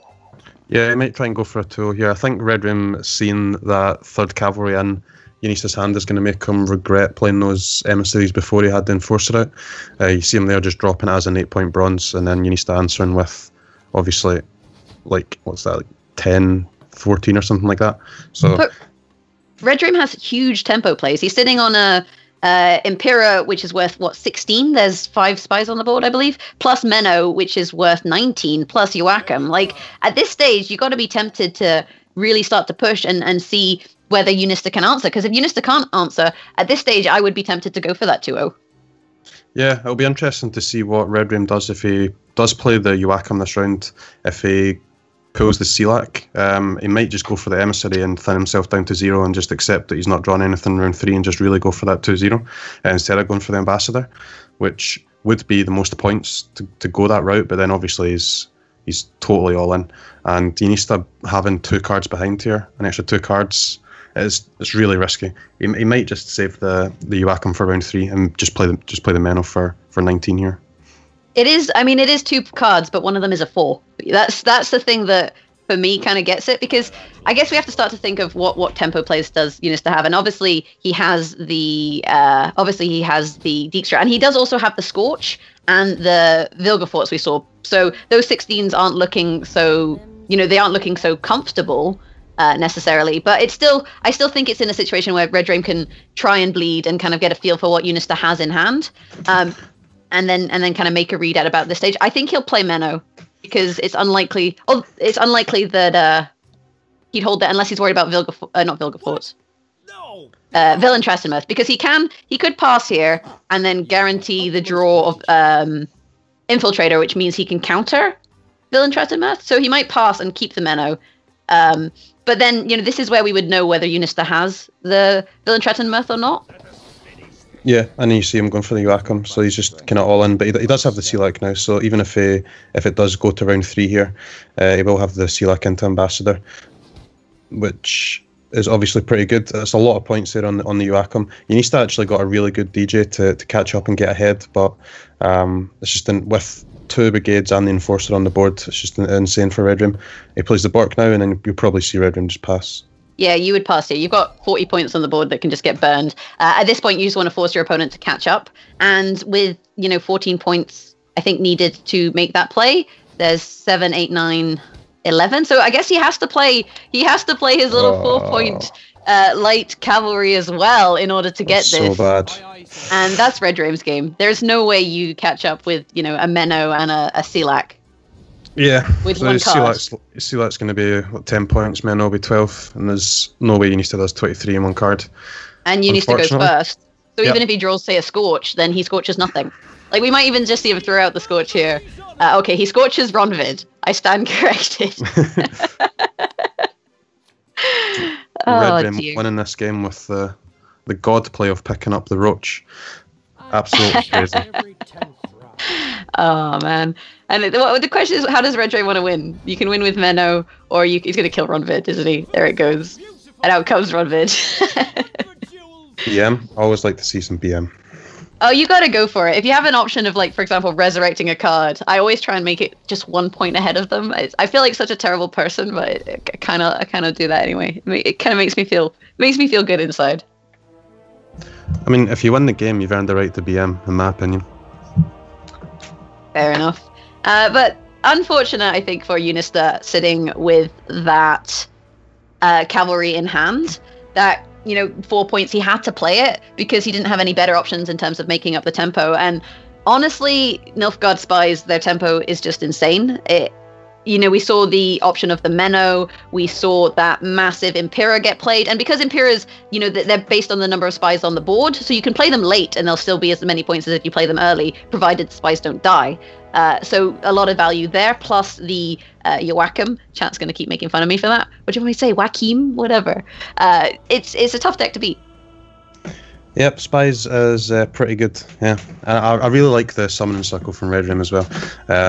As I said, I've tried it myself, and when you can get that kind of combo off where you play your spy, they respond with their spy, you Summoning Circle and pick up their spy with Emir, especially after you've won round 1, you can get some really nasty card advantage, and if you've got card advantage as spies, you're almost guaranteed to win, because you're really likely to win even without card advantage. So I think it's a really good tech. It's a little bit inconsistent and can be a little bit awkward, especially if you can't use it on another spy and you're forced to use it on, like, for example, if he maybe had to use it on a ram or something like that, it would, or a ballista, it would have been a lot worse. But when it comes off, it's game winning for sure. Yeah, and we actually saw it included in the Hensel deck as well, because that's how we ended up with the Cantarella party, 3 Cantarellas. But up next, Unseen Elder on the side of Red Dream versus Unista's King Bran. And interestingly, Red Dream actually hasn't brought Skellige to this tournament. Yeah, that is kind of weird. I mean, Skellige, I think just bringing King Bran, Skellige is really good as, especially in the tournament format. I think Skellige is really good as an opener and just playing your first game. In Strike, it's a bit different, but if you're playing Conquest, if you just open up with Bran, it's normally quite safe because it's not going to dominate anything, kind of like 70-30. It's mostly a lot of like kind of 55-45, 60-40 matchups, and you're unlikely to get blown out in game 1, which is kind of what you want to do in Conquest. But in Strike, it's a bit different. So maybe Red Dream looking forward to day 2 and deciding that it's not that good in Strike format, which is interesting, but it's definitely plausible.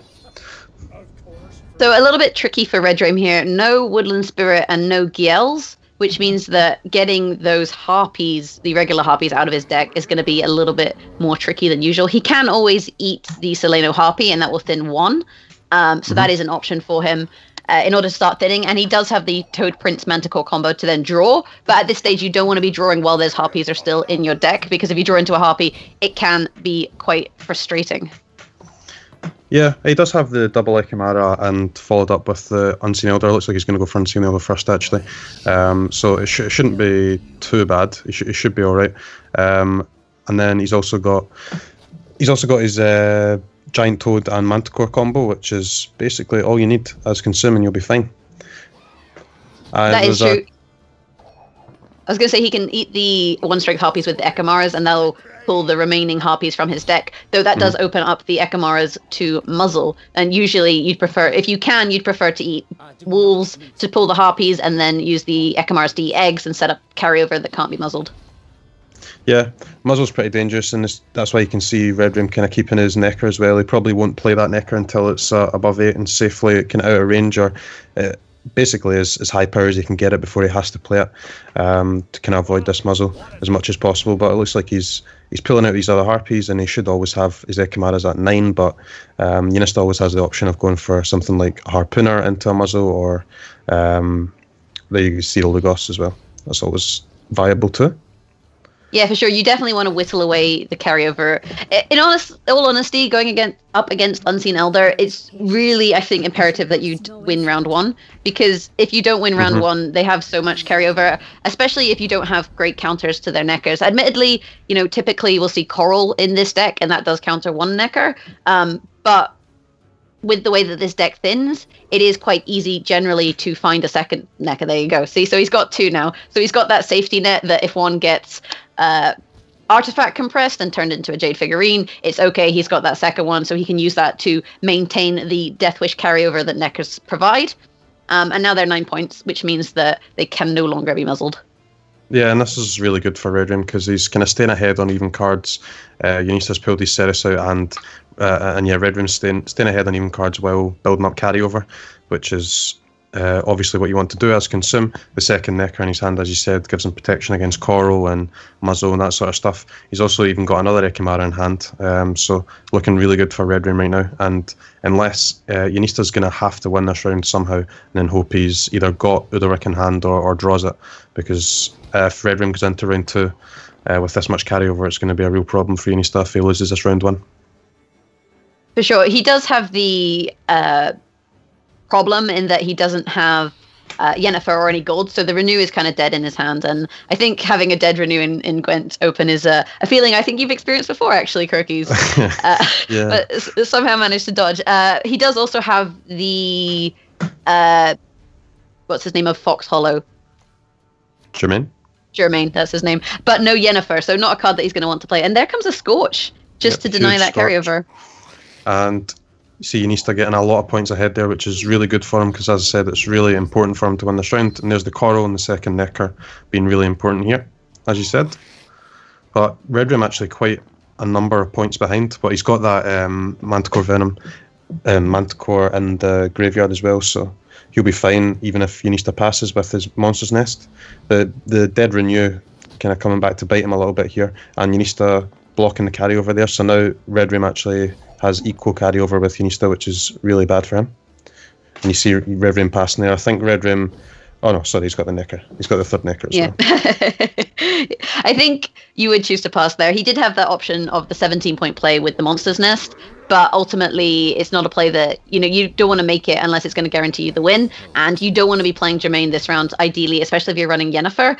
There's a Gales, and Gales is really nice because it is going to offer him Commander's Horn. And actually there's Woodland Spirit as well, so he's guaranteed the choice of Yennefer or Commander's Horn. He can set up the Commander's Horn with Germain, and he's got the Woodland Spirit as well to put attrition points onto Unista.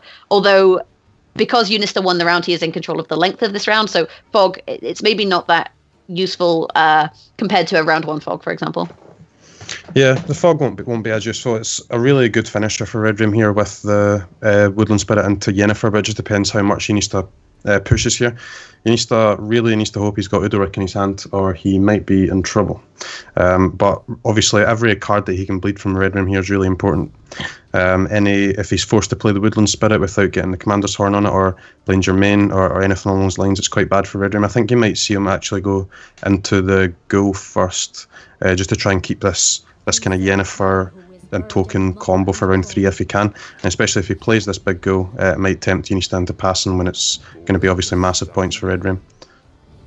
It's interesting that Unista's playing into this round and triggering his Ceres when there are no more Neckers left in Red Room's deck and no more Ekimaras left in Red Room's deck. So, I mean, Red Room, he has no carryover, so Unista does feel comfortable playing into this round. But on the flip side, he's also playing into 10 points, which he could choose to, just pass and ignore and then keep that Resurrect for a future round. So I guess he's feeling confident in the fact that his Morkvarg and his Olgierd are going to come back, giving him 2 reses. So he only needs to find another 2 in order to bring her back for round 3. And you do see Red Room go for the Ghoul there, sacrificing one of his big tempo plays to try and keep this Yennefer finisher that he's got going. He is going to have to play one of his golds, though, to get this Renew in round 3, so I think you'll see him go for the Woodland Spirit next, even before the Germain, even if the Germain is enough, because you really don't want that dead Renew in round 3. and he can't really risk mulligan in the renew either. Well, he's going to have to, but he's got a chance of pulling Foglet and stuff like that here, and it's going to be pretty bad. I think the ideal draw for him here is Ekamara, right? Because if he has the Ekamara, he can set up the renew. So that is going to be what Red Dream is looking for. But like you said, he's got a Foglet in there. Seleno Harpy, not a great draw. 7 points. Is he going to take the risk of getting 4 points to try and find something better? He has a lot of big plays, so I feel like I would take the risk. He has to mulligan renew. He can't keep it. He can't rely on Unista killing one of his golds. He gets a Slizzard. That's okay. He can pull the Ekamara with that now. That is true. I mean, when you see the Slizzard like that, though, you would have wished to have mulliganed that Harpy, because Slizzard was one of the targets that would allow him to consume, say, Giel's, or actually Giel's probably would be the target you'd consume, because then it guarantees your Commander's Horn as well as your Yennefer. So then once you have 1 million units on the board, you're in a pretty happy position. And he's gone for the safer mulligan, and I wonder if that's going to cost him the game. Yeah, the problem here is that he's not guaranteed to get Yennefer anymore, right? He can always get Commander's Horn, which is obviously still good. It's the 21 point gold, but he'd rather get the Yennefer, I think, after playing Jermaine. So it's a bit of risk reward, but I still think when you've got a dead renew in your hand like that, and you've got no way to kill it except pulling the Ekamara, you're really playing with fire by not mulliganing it. You just have to.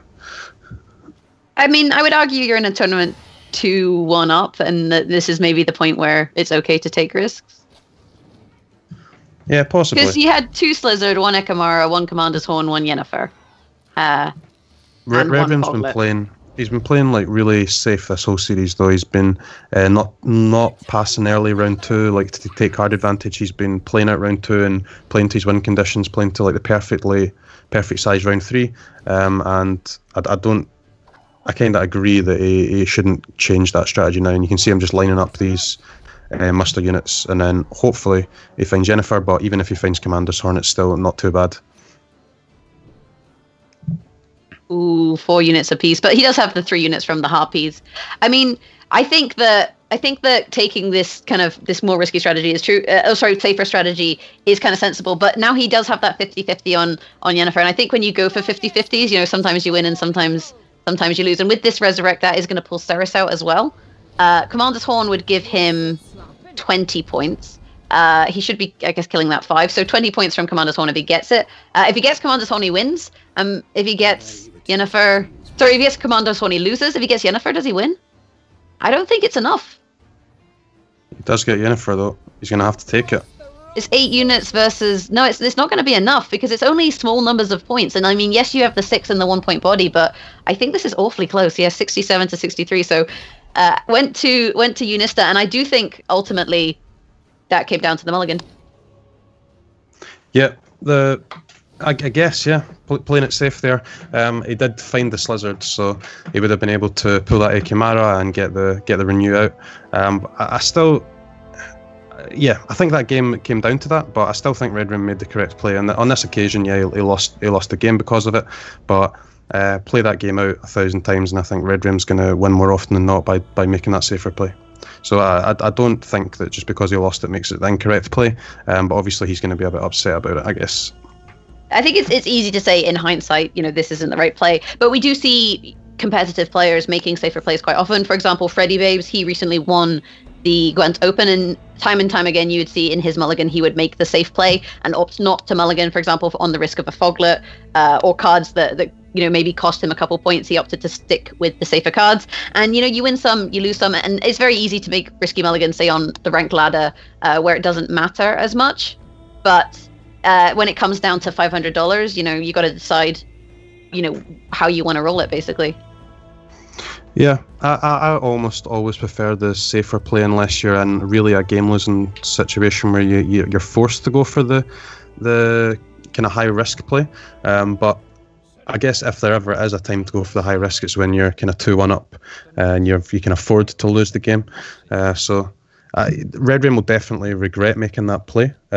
Maybe a bit tilted by it, but at the end of the day, I think he made the correct play, and I don't think he should be too bothered by it.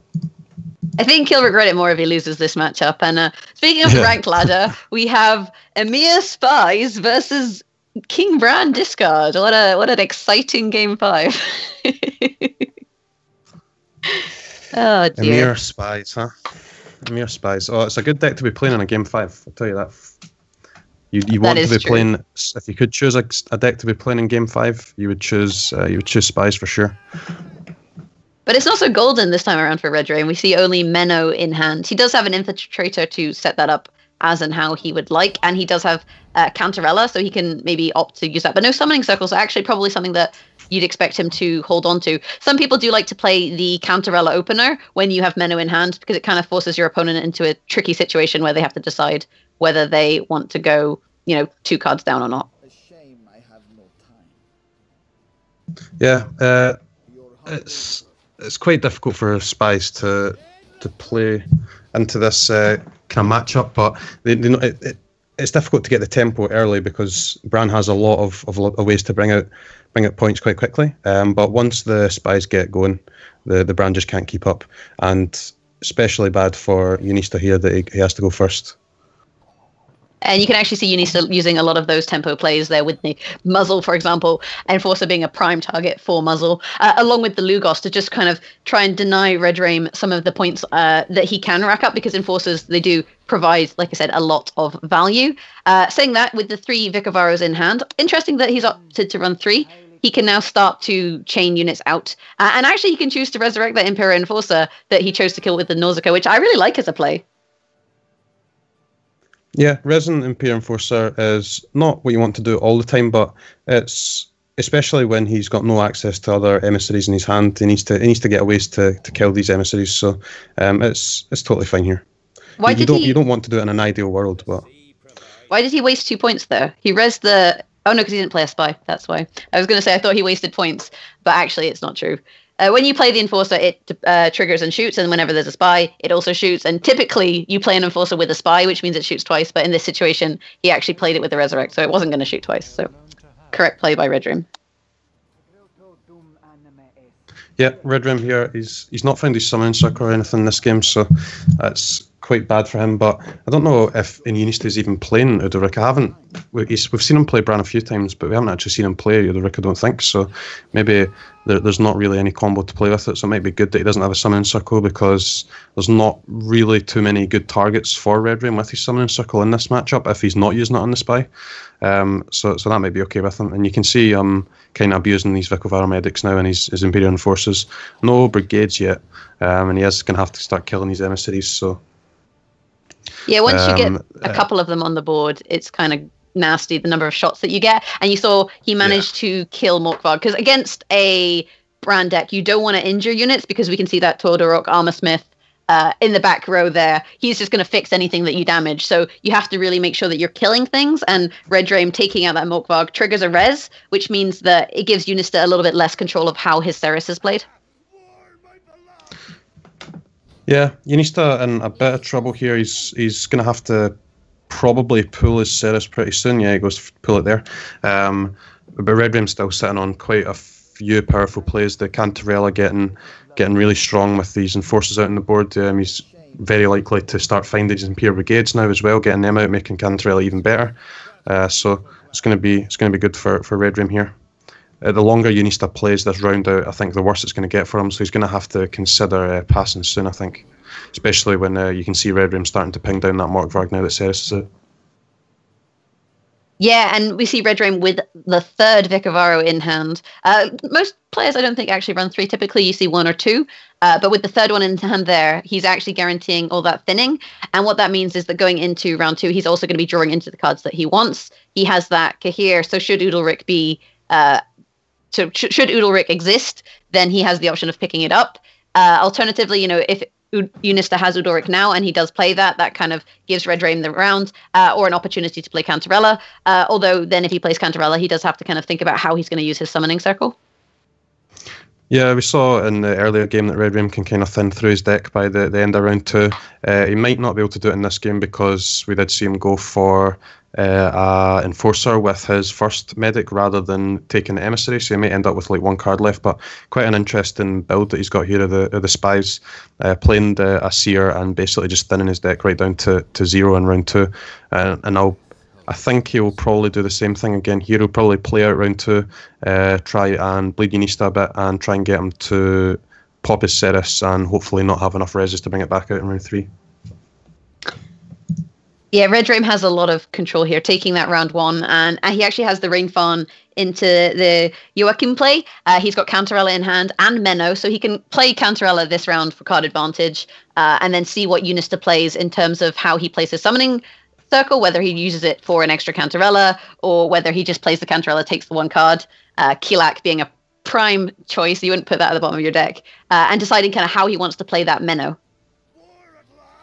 Yeah, I think you'll see Red Rim go for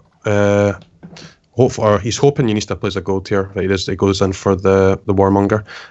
So this summoning circle is basically going to be used on a bronze or a silver here. And the problem is most of Unista's silvers are things like Sigdrifa, where they're bringing out targets from the graveyard, so you're not actually getting to summoning circle with Sigdrifa. So this is kind of one of the situations where the summoning circle really kind of lets itself down, and that's probably why you don't see it in many lists, because it's a bit high rolly, and it kind of goes against the way Red Rain's been playing, to be honest, having this summoning circle in his deck. But I do think when it works, it's super powerful, so I can understand why he's going for it. So interesting use of Cahir here. He used it to play the Vicavaro and then took a Priestess, which I believe Unista had discarded. And in doing that, it allowed him to replay his Nausicaa Brigade and then pick it back up with the Cahir effect. So instead of opting to go for the emissaries and thin his deck further, he's kind of guaranteeing that Brigade in hand, which means that when he plays Rain Fawn into Joachim, although he might not necessarily pull Nausicaa, he can definitely play Nausicaa. Yeah, it's just kind of the same as doing it with a Seer, except you kind of guarantee it in your hand, and you can choose when to play it. But yeah, it's definitely an interesting play. It also blocks the Restore as well from Unista if he was going for that with the Freya.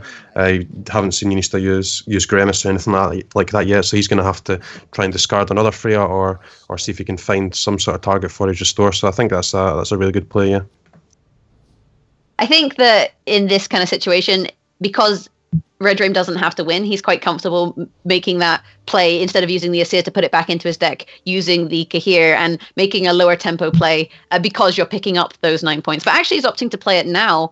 Do you think he'll kill, I guess he'd kill the All Gear just because that's slightly more points than the Cantarella? Yeah, we'll probably see him go for the All Gear tier. And you see that built that thing up to 13 now. It gives him a chance to actually play the Asir in round 3 before he plays the Joachim. It wouldn't be guaranteed to actually find it, but it might be what he does. The fact that Nausicaa Brigade is now 13, you probably will see him wait with the Asir now into round 3 and just hope he can pull that with the Joachim, because that'll be insane points. He is sitting on an Infiltrator and 2 Imperial Brigades in deck though, so it might be a little bit tricky. Yeah. And this is where you see him kind of struggling with this summoning circle. He's not able to find anything really impressive with the summoning circle, and you might just see him throw it out here in round 2 and bleed another card from you instead of just recognising that it's not going to get too much value in this game. Probably not. I mean, the kind of cards that you'd maybe like it with are the Priestess of Freya, but then, like you said, they resurrect, so that doesn't work. Or a Warmonger would maybe be nice, just to thin his deck by discarding an Imperial Brigade rather than playing it. So yeah. It's a tricky one, because what is Unista going to play? Maybe Gremist? Well, he's going to have to find Gremist, or his Restore is going to be really, really weak. You see the Vilgefortz coming out from Red Room, a good draw for him. Probably won't mulligan. I mean, he doesn't want this summoning circle in his hand, but he can't really risk drawn into that Joachim. That would be insanely bad.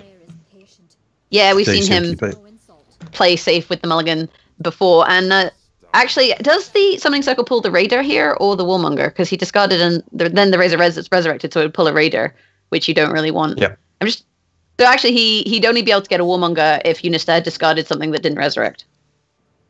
Yeah, but you see, Unista discarding the Raider suggests that maybe he does have Gremist in his hand, or else, unless that is the third Freya, or he has all Freyas in his hand. So either he doesn't have, you get a bit of information there, so either he doesn't have Restore in hand, or he has a way to get a target into the graveyard with the rest of his hand. So with the Seer, I'd imagine we'll see Roach go back in because of all the gold cards in Red Rome's hand, and you expect the 13-point Nausicaa Brigade just because it's a fantastic pull if he gets lucky. Yeah, obviously the Roach goes back in, and probably you might consider going for the Selak as well as the Nausicaa Brigade and just not playing the Roach back in, just to give you another kind of chance at getting that Nausicaa Brigade, just because it's so powerful. But we see him put the Roach back in, and this Summoning Circle is just sitting in his hand, taunting him right now. I mean, it would give him an Aesir, which is 10 points, so it's not completely terrible. You kind of have to think, what is my alternative? What am I going to draw? We see Roach getting burned. This was actually a standard a few metas ago of Vilgefortz burning Roach back when Roach would come out of your deck whenever you played a gold card and from the graveyard. And getting that Infiltrator onto that Warmonger, which does set up a target for Menno, giving him a 17-point Menno. Yeah, that's pretty decent, but it's kind of one of the advantages of playing Skellige against Spies is that there's not an insane Menno target, really, so it'll be 17 points here, and he's just going to settle for the Harpooner. I think the Harpooner's about as good as he's going to get here with the Summoning Circle, so I think recognising that this is the time to play it. For sure. The Vilgefortz are actually quite risky, would you not say, with the Joachim still in the deck. He could have pulled that and then had a 5-point Rain Farm, so he did opt to take a risk there. I mean, we've seen the Scorch come out of Unista, so he didn't have that to fear, but have we seen Coral? I don't think that we have. Yeah, we haven't seen Coral yet, but I would assume that he's got it in his deck, and that's probably why Red Rain went for opened up with the Vilgefortz there, because his only really other proactive play that he had would have been playing Rainfarn into Joachim, and he's recognised that he's got Last Say, so he can just wait with that Joachim and not open himself up to Coral. And at the end of the day, it was only a 1 in 5 that pulls Joachim, so that would be extremely unlikely. And then you see Unista just Coral in now, even though Red Rain's very likely to still have the Rainfarn and Joachim, just recognising that he's not going to be able to Coral last there. Yeah, so holding that Rainfarn, although no longer feeling the need to now. I don't know why you would not play the Menno, though. You're not going to get a better situation, and if you play a big target, sometimes they might have that one card that counters it. So I think playing the Menno here and then holding the Rainfarn is the safe choice. Lacerate comes out, but Rainfarn is going to cinch it, I believe, with the Joachim. Is he going to pull? Is he going to pull that Nausicaa Brigade? No, it doesn't matter. Oh, 2 points. Damn. Ooh. That was close. That was really close. So I didn't expect it to be so close. Yeah, he had two Imperial Brigades and that Nausicaa Brigade, so it was guaranteed to win, but it was super close though. And you can see Red Rain there looking really quite pleased with his victory in a closely fought 3-2 against the relatively unknown Unista. And what do you think of the decks that they brought, Crokies? I think they were relatively standard leaders, but there was a lot of quite interesting decks. You've seen Unista with Scorch and Bork in his hand, so Red Rain obviously with the Summoning Circle in his Emir, playing in his interesting golds in the Unseen Elder as well with the Yennefer and the Germain, stuff like that kind of combo. So yeah, really interesting decks. Quite standard mostly, but with some pretty spicy techs in there. For sure. I mean, I don't think it was quite on the level of Gono with the Axeman deck, with the Foul Ale, for example. But still, I would say some interesting choices being played by both parties. Unista, actually, though, he did have that Foglet and those Harpies in his Eridan deck. We only saw it played out once, but he made some interesting choices there in regards to not running Riders. And we only got to see it once because, as you can see here, it got banned by both players. But I don't know. How do you feel about this choice, like putting those cards in Eridan? I don't mind playing the Foglet and the Woodland Spirit in Eridan. I think it's fine. Woodland Spirit's obviously a really good gold. It's another weather for your Drowners. So I think that's totally fine. But the problem with it is obviously Foglet is just another problem mulligan, right? So you've now got your Frosts, you've got Foglets, you've got Slizzards, and you're opening yourself up to kind of high rolling yourself and kind of messing your hand up, which is a bit risky.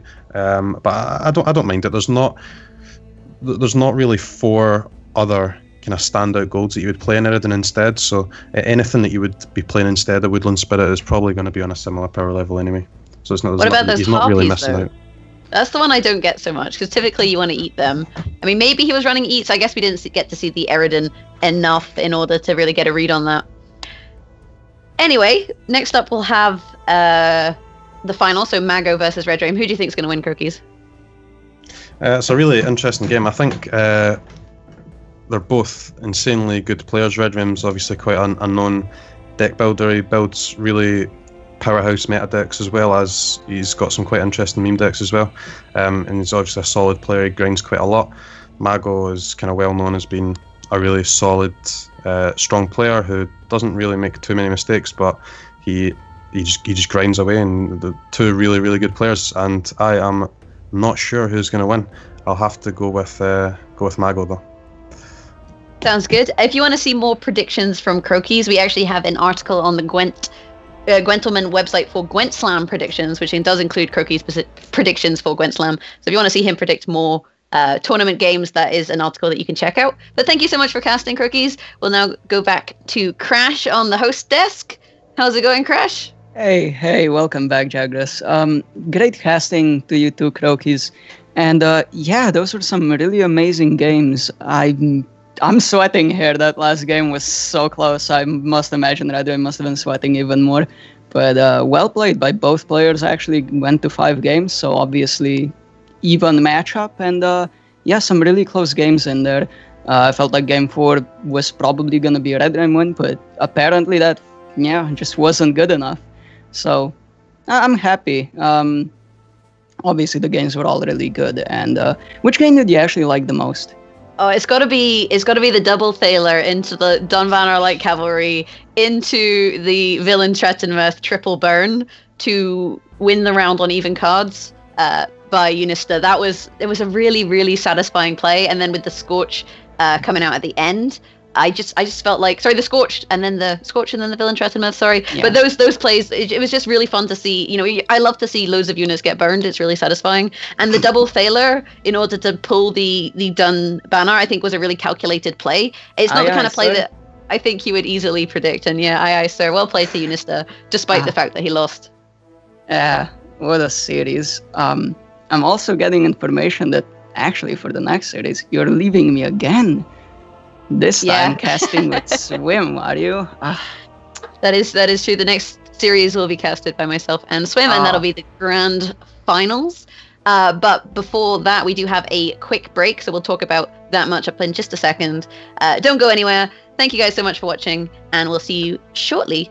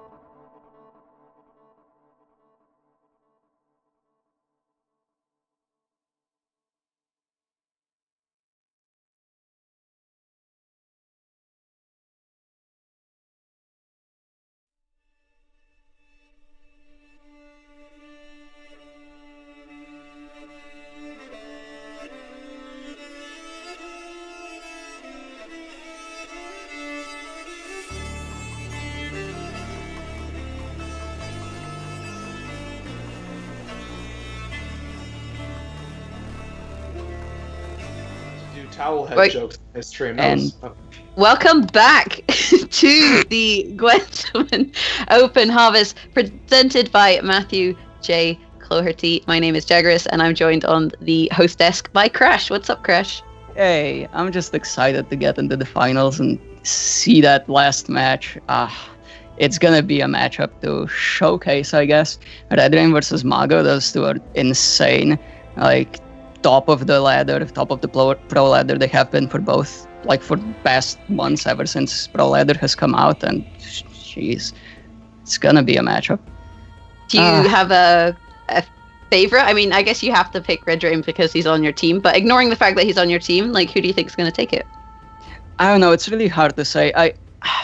I like some of the tech choices Mago has brought for this specific matchup, because obviously Red Rain's running Unseen Elder, and Mago has Mardrome in his brand deck, so that's gonna go better for him than it usually does. So I'm maybe expecting Red Rain not to bend that matchup and get kind of like destroyed in it per se, because it is strike format. But I don't know, it's gonna be tough to call. I have to go with Red Rain. I just think he's got what it takes to win a tourney, and yeah, hopefully he will. I mean, Mago, he has, he qualified for the Gwent Open, but was unable to go due to visas. Like, he's a very competitive player, and he's just unable to play at live events. So in some ways, I feel like these tournaments are where he can really showcase himself. And I think that he's a really, really competent player. And so he's likely to take the wins ultimately. No offense to Red Rain. I mean, we just don't play great. But I think in this one, Mago's got the edge, but it's going to be close. Yeah, definitely. I mean, Mago, as I said, he's a really good player, so you can never call it one way or the other. It's most likely decided by coin flips or something like that. But yeah, no, obviously both players are really good, and I'm just excited to get into it. And I'm guessing you are too. Oh, yeah, for sure. And good news is we will be able to see both players' hands this time around. Previously, obviously, we only saw the hand of Red Rain, but we'll be able to see both Red Rain and Mago's hands. So I guess this is where we say goodbye, Crash. Yeah. Well, good luck with the cast. Have fun with Swim. And I'll be joined by Swim. How's it going, Swim, my dear? Oh, hello. I'm great, dearie. So we're gonna be getting into this last game, and as they've said, it's gonna be Mago versus Red Rain. I think when it comes down to these two titans, I would say that Mago is an incredibly proficient player, one of the best, and Red Rain I would classify a little more as like a deck builder. I've seen him come up with some pretty impressive stuff, and I think he, especially in the coming metas, will really make his mark here. For sure, we saw some interesting decks coming out of him, and he did play the Spies deck, for example, really well. We saw the Unseen Elder with some interesting tech choices. It has Yennefer and Jermaine of Foxhollow, so a little bit of a swarm kind of side to it going on. And then he has his Hensel deck, which we saw previously with the kind of standard machines thing that Hensel does. It's fairly standard. Not running Skellige. How do you feel about that? It's definitely an option right now. I mean, in terms of like the meta we find ourselves in, it's particularly diverse, I would say. Skellige is a deck that, while it remains very powerful in terms of its popularity on the ladder, has fallen out of favor a bit, and it's definitely at the point where people can opt to not run it, for sure. I guess the alternative is that you opt to run Foul Ale and Axeman and see how that goes for you. But we do have this first matchup is Bran versus Unseen Elder, and that is the Swarm variant of Unseen Elder that we just saw, whereas I believe Mago's King Bran is a discard version. Yeah, for sure. I mean, the Red Rain's Swarm heavy list may get a little bit punished by good value out of Harpooners and Lacerates here. We'll have to see how it goes, although Mago's list is opting for the Mardro instead of the Lacerate here, so we'll see if that comes back to bite him. Yep, and we can see he's got Ceres there in hand once again. Mago, exact same thing as last time. Against Unseen Elder as well. This seems to be Mago's game one curse of drawing into that Ceres. And this is a risk you have in this deck. When you have Raiders to blacklist, you don't want Morkvarg, you don't really want Ceres. So you're kind of in a bit of a risky position with that. Saying that, he does have that Mardrome, and Marjoram does banish Neckers rather than just resetting him. So he does have a little bit of counters in here, should he need them.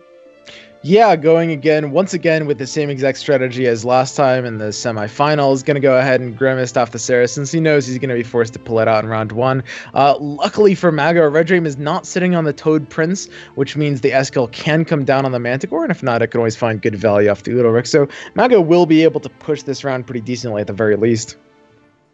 On the flip side, though, Red Dream, no Woodland Spirit and only 1 Ekamara, so he's trying to set up these Harpies, but he's only actually able to set up 2 Beasts in order to consume, in order to try and thin them out of his deck.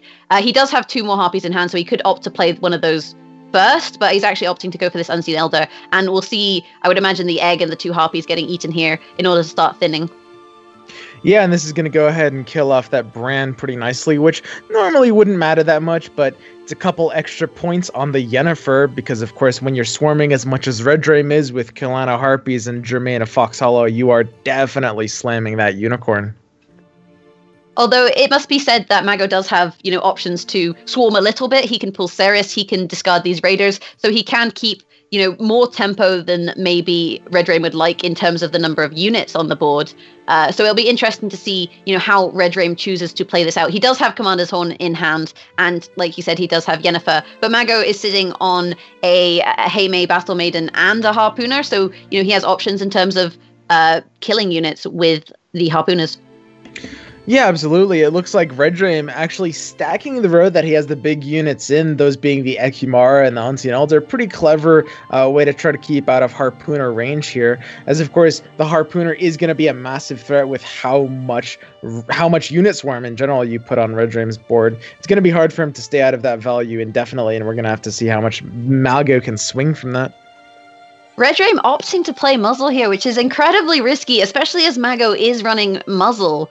He's playing a Necker, and Mago has Muzzle. Unfortunately, Mago doesn't actually have Muzzle in hand, so nothing that Mago can do about this, but I think that's a very risky choice from Red Dream to play the Necker so early. Yeah, it definitely is, and there's no counter to that as well. But Red Dream has a hand that doesn't really allow him to consume anymore, and he just needed to get it out. So there's the pass coming out from Red Dream. Mago will take the counter pass, and it's going to be Red Dream's bigger carryover against Mago, getting that Necker value in the meantime here, which is pretty great for him.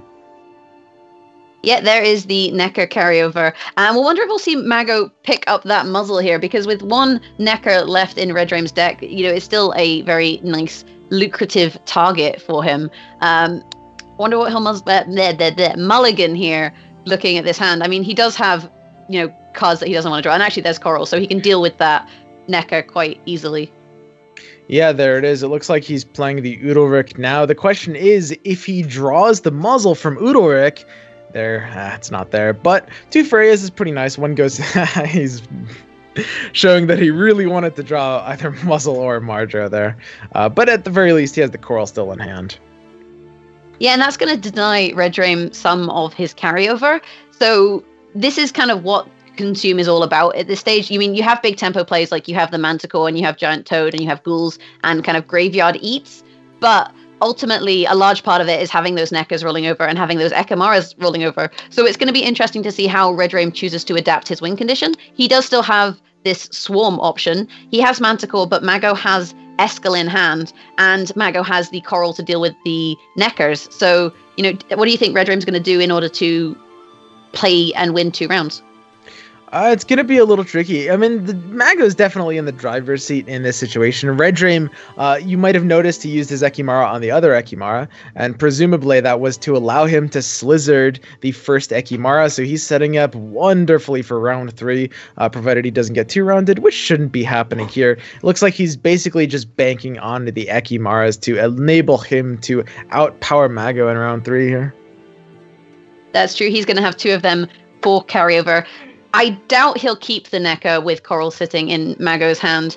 And Mago is in control, like you said, of the round. So having a long round is good if he can stop Red Rame's carryover. But because the Mardrome is sitting in deck and the muzzle is sitting in deck, Mago's actually in a really awkward position in terms of how he chooses to deal with these. And I guess he's going to have to opt for Harpooners. On the flip side, though, Red Rame, if he starts to play Swarm, he knows that Mago has Harpooners, and that's going to allow him to kill his carryover. So in some ways, I would say Red Rame's strategy is kind of counterintuitive, because if he starts swarming, then his carryover is going to die. Yeah, and what you may notice here is Mago's going for a very heavy thinning strat.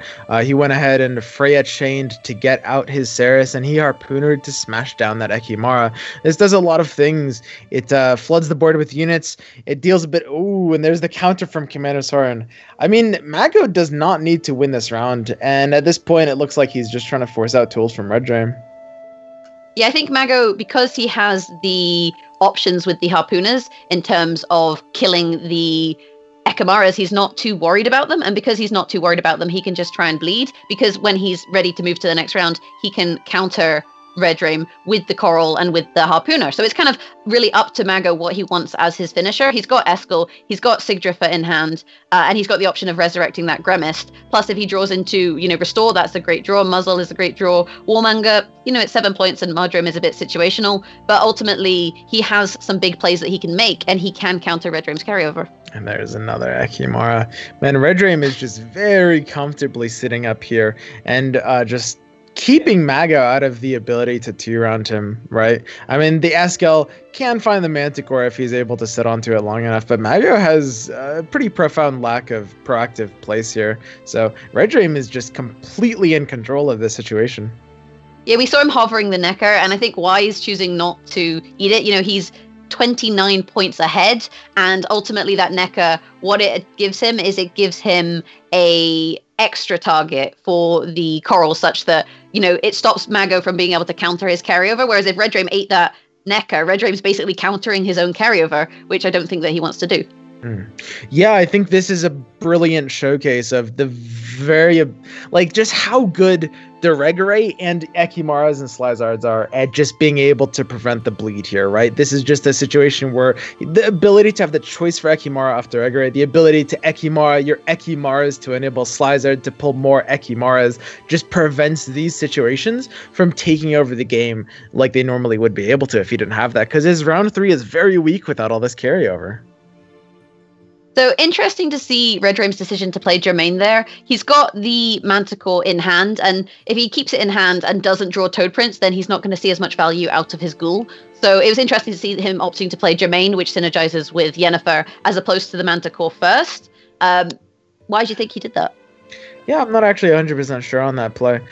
Maybe he realized that he was probably getting bled out anyway, so it didn't matter. But we're seeing the pass come down from Mago, so it's going to go to round 3. 3 cards for each player. It's going to come down to Mago's Reses versus Red Rame's big ghoul on a Manticore and Yennefer. But those 2 Ekamaras sitting on the board versus the 3 points for Mago, that is a 9-point difference on even cards. And, that 9 points is definitely something that you would enjoy as a Monsters player. He's got Yennefer, but not really Swarm options, which is maybe not as useful, but he is sitting on the Monster's Nest into the Ghoul, which is going to give him, I believe it's a 20-point play if he eats that Manticore. So, yes. A lot of points there, and it's going to be really tough for Mago to make it up with the cards he has in hand. And this should be a Woodland Spirit coming out right here, presumably enough, which is going to do a lot in terms of just keeping Mago out. Mago seeing that Mardro draw as well, which is really not what you want at this stage in the game. The Restore or the Muzzle would have done more. And it looks like that may just be it for Mago. As much as he can do here, it's pretty cute being able to counter these options with Blood Curdling Roar, just keep the units alive. The Yennefer and the 20-point Ghoul will probably just be too much for Mago to handle here. He does have that Mardrome, though, and Last Play, so he can counter the Ghoul. And it'll be interesting to see if Red Rame expects that, because these players haven't played against each other in this tournament. I mean, we know that they're running, we know that he's running a Mardrome, for example, but Red Rame doesn't necessarily. So it'll be interesting to see whether he goes for the big points or whether he goes for the safer, non-targetable points, especially as he can go Drowner and there is Fog sitting at the front, so he can still get decent value out of this Monster's Nest. Yeah, although Mago, as you mentioned before, a very important thing to note, they haven't seen the decks, right? So Mago making the decisions to forfeit here without showing the Marjo, a very intentional decision that any seasoned tournament player would do in that case. So being able to maintain that information in hand is valuable, but Red Dream will take the first game before we go into game 2, which is Radovid versus Emir. This is an interesting one because Radovid is a nice leader against Emir because there's loads of fantastic targets to lock. On the flip side, Emir can pick up locked units and replay them, but typically that Emir ability is saved for things like Cantarellas or your opponent's spy, or alternatively Kalak. That's the kind of things that you're wanting to be picked up. So it's unlikely that usually against spies you'll see someone counter a lock with a Emir lift, for example. Yeah, we're going to see exactly how this one plays out. These are relatively standard meta decks, all things considered. I would call this one, for the most part, a bit of a skill matchup. I think it kind of comes down a little bit to hands as well. We see this Blue Stripe Scout, Temerian Infantry deck coming out of Mago, and this one occasionally can brick quite badly, whereas with spies you don't have that issue quite as much. With spies you can normally more or less find what you need, but fortunately for Mago, he's actually got a fairly happy hand here. He's got the Blue Stripe Scouts, he's got the Reaver Scouts so that he can start to chain them out, and he's got marching orders, so I believe he should be able to find most of the units that he wants. He didn't seem too happy with it from his mouse movements over those gold cards and that blue coin. But it'll be more than enough here. Like you said, he has pretty much the bare minimums, what you require in a Northern Realms hand. That is true. The other thing is, if he does go for that marching orders, he risks pulling a Blue Stripe Commando, because I believe that is the smallest units in his deck. He's got Death Mold, Blue Stripe Scouts. Actually, no, Death Mold would be the smallest unit in his deck. Yep. So here's the Ronvid coming out. Just a very, very proactive play. Looking to find value out of a bit of crewman setup. And the most notable thing we see from Red Dream's hand is this Summoning Circle, which is a little bit rare of a tech in Nilfgaard. You do see it from time to time. It's going to come down immediately and clone that Ronvid, giving him a bit of a nice potential for carryover, but coming down with the Radovid, which will just completely lock it alongside with the Impera Enforcers. Yeah, I think opting for that duplication there was because he maybe didn't expect any sort of spy out of Mago. And if you're playing your spy, you then need them to play gold. So in this situation, locking down that carryover means that Mago can stay in a position where Red Dream can't dry pass him because the board won't be clear. Whereas if they both had Ronvids, they would both have 1 point, and that allows for a dry pass Ronvid situation. Yeah, Mago just benefiting from the double crewman placement to be able to snipe down a 4 and set up the Ronvid to a 3, which of course, if he wants to, allows him to play another battering ram by a Reaver Scout and have just another target to kill there. Both players basically just kind of playing for tempo in this case. I think Mago is actually doing a really good job of shutting down some of Red Dream's potential. He doesn't have any enforcers. He's got 2 brigades in hand, but now 1 spy, 2 spies on the side of Mago, so he's not currently able to get that kind of spy synergy going. Although now that he's just pulled 3 emissaries, that's kind of moot because those brigades now represent a lot of points. Yeah, both players just playing for very high value. Here's the Red Dream combo. Of course, the Impera Enforcers after the Emissary chain. He's going to have to decide whether he wants to reset the Ronvid or the Kalak. Electing, of course, to return the Kalak, which is the standard play here. And we may see Mago playing for a Commander Storm pretty soon, going for the Zap on the Impera Enforcers, just cleanly wiping that out as a target. And he knew he would find it with that marching orders, as it was the smallest unit in his deck. So giving him the option, if he hadn't had the Reaver Scout, of finding that. Unfortunately, at the moment, this Reaver Scout's sitting in his hand, kind of doing nothing because he has no targets. And with the position of those emissaries, you can see that Red Dream has managed to separate Ronvid from his good friend Radovid. And as such, he doesn't have those crewman pockets that he quite likes. Because once you have those pockets, you can then start using the Siege Master now and replaying machine effects and dealing a hell of a lot of damage. Yeah, one of the most unfortunate things for Mago was the original loss of his first Blue Stripes Scout, because it means that he can't really get his commandos out and he can't really get his infantrymen buffed up in the way he wants to. A pretty unfortunate situation for Mago, all things considered. I think this is, his back is really to the wall with this one. He's going to have to get some very high value out of this Ballista if he wants to even stay in round 1. In fairness, he does have that Commander's Horn sitting in hand, so maybe he's not feeling too worried. And with the Ballista out, he can then play the Siege Master and start shooting things again. And if you look at the values on Red Drame's board, they are actually all fairly close. He's got the 2 5s. He brings them down a few more points, then they match up with the 3s and then the 2s. And because he's got that Reaver Scout, he can find another Ballista should he want it. So he has the option to play up to 3 Ballistas this round. Yeah, but these Impera brigades in Red Drame's hand are just ready to come down for a massive amount of value. There's 16 points each. There's the first one of them only. Coupled with this Enforcer just picking a couple things off. This round is, I would say, basically up to Red Drame in terms of like how far he wants to push it. That's true. Mago does have a Margarita, and that will give him a reset on 1. But on the flip side, like you said, he's only got those 12 points in the Temerians. Actually, +4 from the Commando that it'll pull, so 16 points. I mean, he does have some decent plays, but because Red Drame is sitting on 3 Imperas and 4 Spies on the other side, they're coming down at 14 points apiece, and that's a lot of tempo. Yeah, I think ultimately you might have called it a little bit. When you said very early on that this matchup, while being a skill matchup in many situations, also can come down to hands, I think we're seeing Mago's hand really working against him here. He's going to Reaver Scout to Ballista to try to stay in this, but without the ability to play more than 1 Blue Stripe Scout or any of his gold cards in round 1, he definitely has to give control of the game to Red Drame. On the flip side, though, Mago doesn't have any good, well, very particularly good Menno targets other than Ronvid. And he's got Commander's Horn, and he can replay a Ballista, and he can lock down one of these Imperas. So I wouldn't completely discount Mago's hand yet. I think, though, if he does that, he'll have a hard time winning a second round unless he draws nicely. Yeah, and this Ballista is chaining out very well indeed. The last Ballista with the crewman pocket when everything is all set up and well will swing for an amazing amount of value. And of course, the Commander's Horn will help as a finisher on top of that. Infiltrator coming out from Red Drame, gonna, of course, make the Ronvid disloyal here, threatening the Menno on it. He can choose to lock that and stop the Menno. Ultimately, though, that's fewer points than if he uses the Margarita on the Impera, so Impera being the better play. But actually, you know, I think this might come down to what Red Drame can pull with Vilgefortz. Yeah, we may just be seeing that here. There's a chance he pulls Rainfarn, Cantarella, Joachim. We'll have to see it here. There's the Cantarella, allowing him to play a little more reactively, although possibly giving up round 1 a little bit in terms of what he can do here. We'll have to see. Although, of course, this will cause the Impera brigades to grow.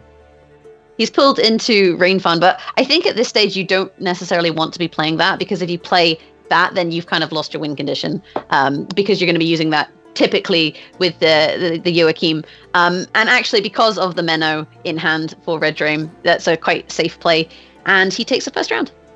Yeah, there's that immediate pass from Mago.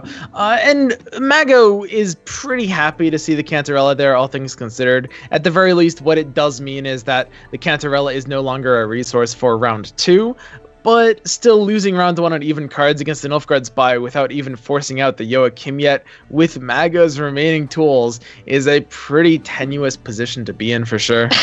And you can see the hand hovering his 4 gold cards. We saw Red Drame regularly drawing 4 golds in his starting hand. Meanwhile, Mago's here with none of them in hand. And this is so tough because he's got Commander's Horn and he can get up to 4 targets for it if he plays all of his cards because of that Blue Stripe Commando being thinned.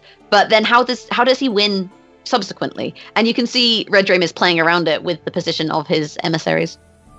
Yeah, I mean, we have to see Mago playing the Blue Stripe Scout here. It's not really something that he wants to do, but it's pretty much the only proactive option. There's just no way he can really get the value that Rainfam is going to be able to have with the Joachim here. I mean, the Commander's Horn just has no targets.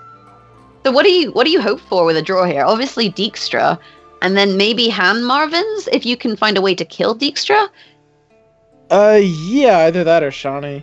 I mean, here's the Natalis. Natalis is great, but I think he knows he has to mulligan the Ram and hopefully find something big. There's Han Marvins, which is going to represent presumably a Vilgefortz, which could do something crazy if it also pulls Dijkstra. Yeah, this could be crazy because the Vilgefortz is free because Ronvid will come back. So at this stage, he's kind of going to be setting up for the thing is he's going to be trying to set up for the Commander's Horn. But if he burns Ronvid, Ronvid doesn't always come back on the same row, I believe. Yeah, this is going to be pretty close. I mean, if Mago is able to play Blue Dream for Vilgefortz and somehow find Dijkstra, that could actually be a gigantic upset, especially if Ronvid comes back to the Seadra, like you're saying. We may actually see Mago winning this game. It's definitely a possibility. I mean, don't discount Red Dream. He does have that Joachim play, so he's got a lot of points. But potentially, it's a 1 in 4, right, that he gets Dijkstra, and then Dijkstra draws 2, so he'll get at least 1 battering ram. And if he gets Shani, he can actually then resurrect another crewman and set up a little pocket. Alternatively, he has a lot of other cards in there that could find use depending on what Red Dream does. Actually, Margarita, for example, for a reset on the Joachim target. Although actually, I believe Red Dream has last play, so I don't think he knows he has to go for it. This is it. It all comes down to this. The Vilgefortz on the Siege Row, sacrificing the Ronvid. What's going to happen? The Vilgefortz pulls out the battering ram. Battering ram. But the Ronvid goes into the best place possible. That is really true. Good. He's got 50 That's points. Really, really good. The Ronvid comes out. He played Vilgefortz intentionally on the left side to allow for the battering ram pocket if the Ronvid came on siege, which it did. And now he's sitting at 50 points. That's very smart, knowing the way that units are positioned when they come back. That is something that a lot of players don't play into. So seeing Mago do that, you can understand why he's top of the pro ladder. But there's the battering ram smashing Ronvid again. But he comes back to the siege row again. Here's the Commander's Horn for 20 points, 47. And this Rainfarn has to hit a total of 34 points to make it, which it can't. Oh, but Roach, how many points is that? What does he pull? It's the Nausicaa Brigade. 19? It's killing. It's my gosh! Oh my god! That was Ronvid coming back to the siege row twice for Mago, completely clinching it by 1 point.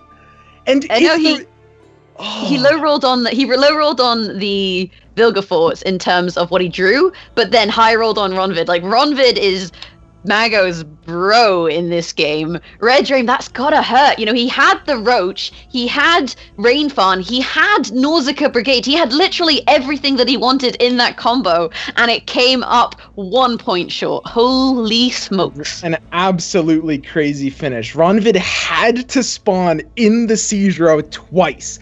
Both times, because if it comes to a different row at first, you're not going to see a battering ram kill it again. It had to spawn siege row both times for Maka to be able to take that by a single point. These are the kind of plays you gotta love to see in Gwent. Those plays where Ronvid comes back, Mago making the intelligent plays in terms of his crewman, because if he hadn't set up that crewman pocket, he would have had fewer points from that. Like, this is what we say when we say, like, all of the 1 points matter. These are the kind of games that showcase that. Saying that, we do have a Emir versus Emir matchup. Are you ready for a miracle? Did you just say a miracle? A miracle, yes, because I'm ready for the Emir versus Emir matchup, game 3. Right. So we can get into our third game here, but that will be a bit of a hard act to follow for sure. We get into the Emir versus Emir matchup, which of course both players expected to have spies. Mago is using more of an Asir renew package with Peter, whereas Red Dream has his own Vilgefortz Flare. He also runs a summoning circle in this deck. Yes, that's going to be very interesting in the mirror, because there's a lot of great targets, typically used to duplicate Cantarellas because this matchup, a lot of it is about kind of card advantage. If one player gets their card advantage and the other one doesn't, that's kind of a big deal. The coin flip for sure is kind of effective in this situation as well, but it'll be interesting to see how Red Dream utilizes that coin flip, because we've seen him thin very successfully with this deck. He actually thinned his entire deck by round 2 in the first game we saw him play with this. Yeah, so we see Mago opening with a proactive, just nothing special Impera Brigade, just ready to play out his options. He's got a hand with 3 emissaries and 2 infiltrators. Infiltrators being quite good in the mirror of this for sure. In fact, he's got the 3 infiltrator variant, which is, I would say, particularly teched for the mirror. Here's the Impera Enforcers coming down, just trading blows in the first few turns here. Yeah, on the flip side, Red Dream, I believe, runs 3 Vicavaros in his deck, and that's why he is able to thin so successfully. It can be a bit risky if you don't happen to have them in your opening hand. You do occasionally go into that situation where you play an emissary and your options are Vikavaro or Vikavaro with nothing in your graveyard. So that's typically why people tend to run fewer. But it's interesting to see how this will affect this matchup with one player favoring the Vikavaros and one player favoring the Infiltrators. Yeah, naturally. And the Peter is going to represent a pretty good threat for the Brigades later, but a massive chain from Red Dream, and this is just going to completely smash out Magos and Para-Enforcers. The early rounds of this match can often come down to who's able to secure the Enforcers on the board first, because of course once you have them locked down, then you can just snowball that into board control, and that's exactly what's going on here. Yeah, and this is going to be quite depressing for Mago, because as soon as if he plays more of them, Red Dream can just play spies, and because he has a couple on board, that's going to be really hard for Mago to deal with, because Red Dream has so much removal. So it'll be interesting to see how he chooses to play into this matchup and into this round, and whether he chooses to let it go for a long time, or whether he chooses to get out while he still has, a lot of synergistic cards still in his hand. Yep. And the Bucks are going to pass to Red Dream, who is just trying to figure out the most proactive way to play here. He's playing his emissaries, and he's going to be able to chain some value. Wow, this is already maybe enough. That's just enough to be able to smash Magos, and Mago is not very happy about that. 3 spies immediately plinking out Magos and Para-Enforcers. And one thing must be said about Mago, he plays so emotively. The way you see him, moving his mouse over his cards, he's kind of passionate in the way that he plays. And it's actually really fun to watch as a caster. His use of emotes, the way he's hovering his 4 gold cards that he didn't find in game 1, for example. It's kind of a delight, because you definitely get a little bit of insight into the way that he's thinking. And us as casters, we have to kind of predict what it is that people are thinking. And so sometimes he kind of helps us out a little bit, which is nice. Yeah, of course, Mago just sitting on his tools here. He's waiting for opportunities to use the Infiltrator. Here's the Emir coming out from Red Dream, and we'll have to see exactly what he does with this. He has a couple options, but he's going to be playing the Vico, resing presumably an Emissary, but he could, oh yeah, there's the Emissary, and probably returning a Vico to his hand at the end of it all as well. Yeah, it's very standard. If you don't see Kalak being picked up and put down, then the Vikavaro is another great target for that, with the Emirs and Kahirs in this situation. And Red Dream, he's got 3 Impera Brigades. I always mix them up. Impera Brigades in hand. And Mago, on the other hand, sitting on 2 Infiltrators. I mean, Infiltrators are great for setting up Menno onto a brigade, but do you really need 2 of them? Not really with a hand like this, especially with your Impera Enforcers already being a little controlled out. You gain less value out of making an opponent's unit a disloyal. And Red Dream is just focusing very hard on these Impera Enforcers, just trying to keep out Mago's board, controlling the board with his own. I mean, on the flip side, you can also use Infiltrators to turn the spying tag off.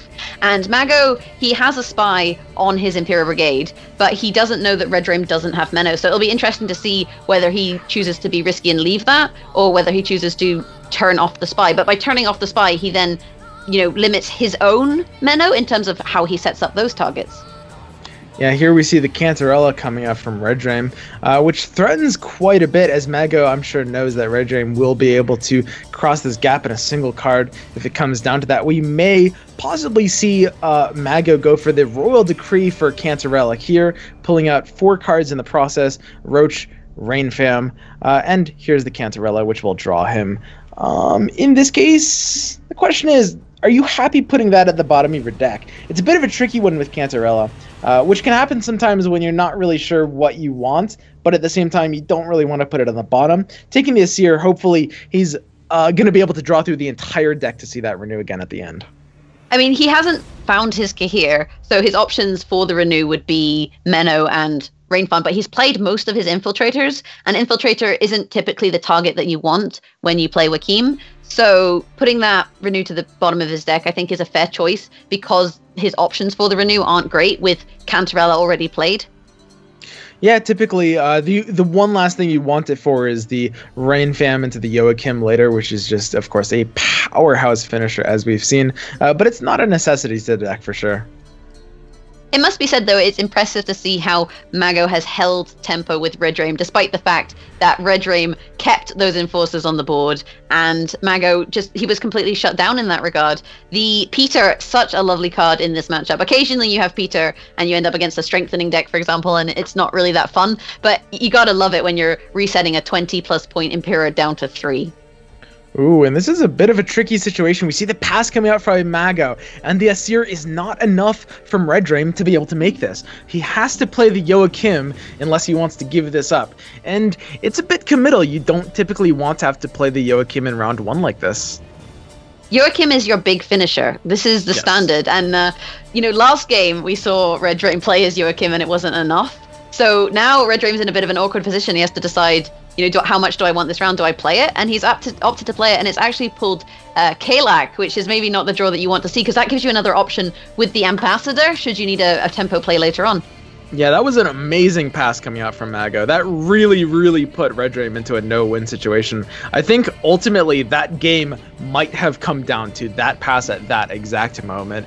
Forcing out the Joachim in round 1 while Mago has his preserved is a huge win condition. As you can see, Red Dream overcommitting, forced to overcommit like crazy, winning this round by 20 excessive points. Yeah, this is not what you want to see. It's always nice to win a round, but you want to win a round by a smaller margin as you can, because ultimately, so long as you win by 1 point, you've won the round. So he's sitting there with 26, I believe, excess points that are now no longer available for future rounds. He's also a card down, and he's committed his his Joachim, and he's lost his Selak. So in a very tough spot is Red Dream. Yeah, I mean, he still has the Rainfarn, but it's not really pulling quite enough here. He still has the Summoning Circle, but it's a bit late for Summoning Circle to find as much value as he would like. We're going to see the Asir come out, and he plans to be able to reset something at least, although Mago seems to have secured very, very suddenly the upper hand just with that single play alone.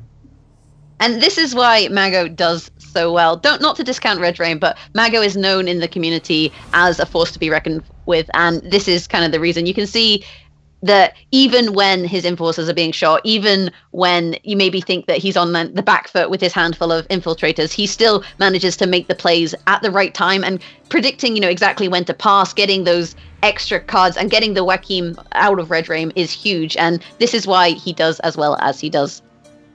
Yeah, we're going to see a big combo coming out from Red Dream. It's actually possible he could perhaps force Mago into a top deck mode. This Vilgefortz has a 50-50 chance of pulling out a Menno after sacrificing something like Roach, which of course is going to represent a major threat here. We'll have to see how this goes down. Mago playing the Joachim for the Infiltrator nice and early, taking the Disloyal tag off of his own Nausicaa Brigade, looks like, predicting either the Vilgefortz or the Menno here, and that might slow Red Dream's possibilities down here as well.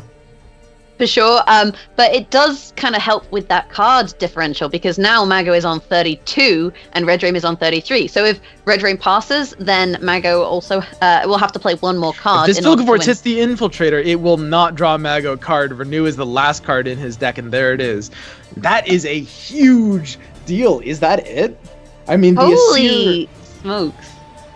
That was such a nice play. So recognizing that Mago is out of gold cards and using that Vilgefortz to burn, we were saying, he's going to use it to find Menno, but in this situation, 10 and 13, he's got 23 points. That puts him on 36. That's not enough.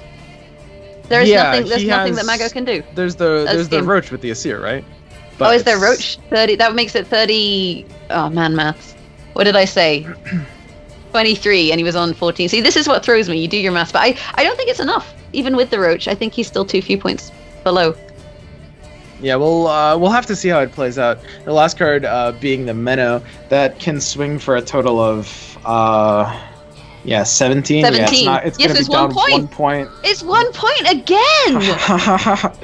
That is absolutely crazy. Wow, very, very good plays by both players there coming out. Red Dream realizing that his best possibility to win was going for that Vilgefortz. Of course, having seen 15 bronzes from Mago, that Vilgefortz was guaranteed to completely disrupt his strategy, and being able to shut him out by 1 point.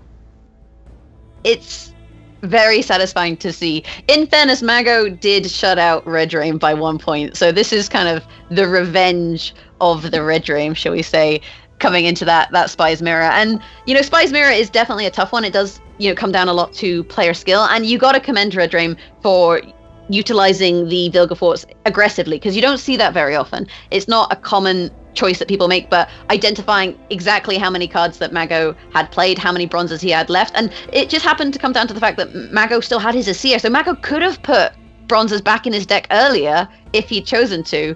So he actually had a counter for the Vilgefortz. It just happened that the way sequencing worked, it went to Red Dream, and you got to commend him for that. Yeah, I mean, you can tell that both of these players have made it all this way to end into the finals. Both players showing a pretty immense amount of skill. Almost every single game you're able to observe a very, very close finish. And here we go into set 4. Red Dream up 1 point. Unseen Elder versus Emir here. What do you think about this matchup?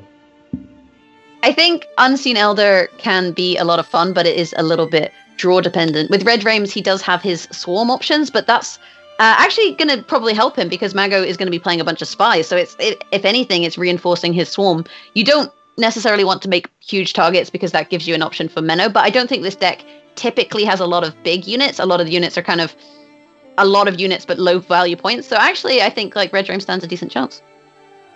Yeah, we're going to see the opener here. Red Dream having to go first, playing the proactive Kalanto Harpy onto the board. And then we've got Mago's own proactive play in this case, electing to put down an Imperial Enforcers. Now, he's a little scared of a Karen in certain variants, but of course there's no Karen to be found in Red Dream's hand. That is true. So in this kind of situation, he's looking to eat as many beasts as he can. And this is actually the same play we've seen out of Red Dream before. He eats the egg, he eats 2 beasts, he thins 2 Harpies, because he can always thin another beast later on with the Ekamara should he want to. No fog, however.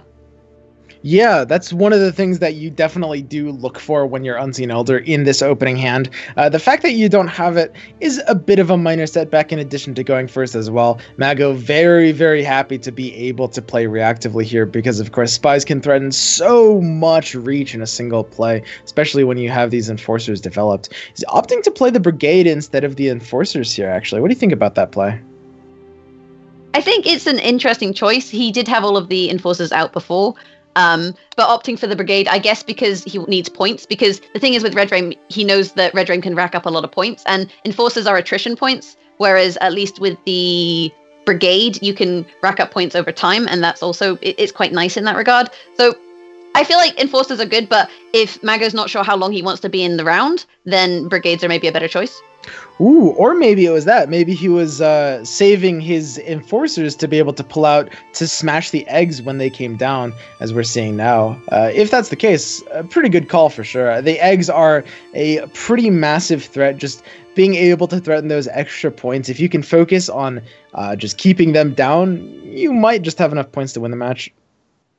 Yeah, the thing with Consume is Consume can eat spies. So in some ways, occasionally you're playing chicken with the infiltrators. You know, there's that 22-point Ekamara, for example, which looks like a great target if you have Menno. But then if you do happen to turn it into a spy, that tells your opponent what you want to do. So then they might eat it. But then if you have another infiltrator, you might make that a spy. So there's a little bit of kind of a cat and mouse game in this matchup in terms of how people utilize the infiltrators and how people utilize their consumes in terms of the spying tag.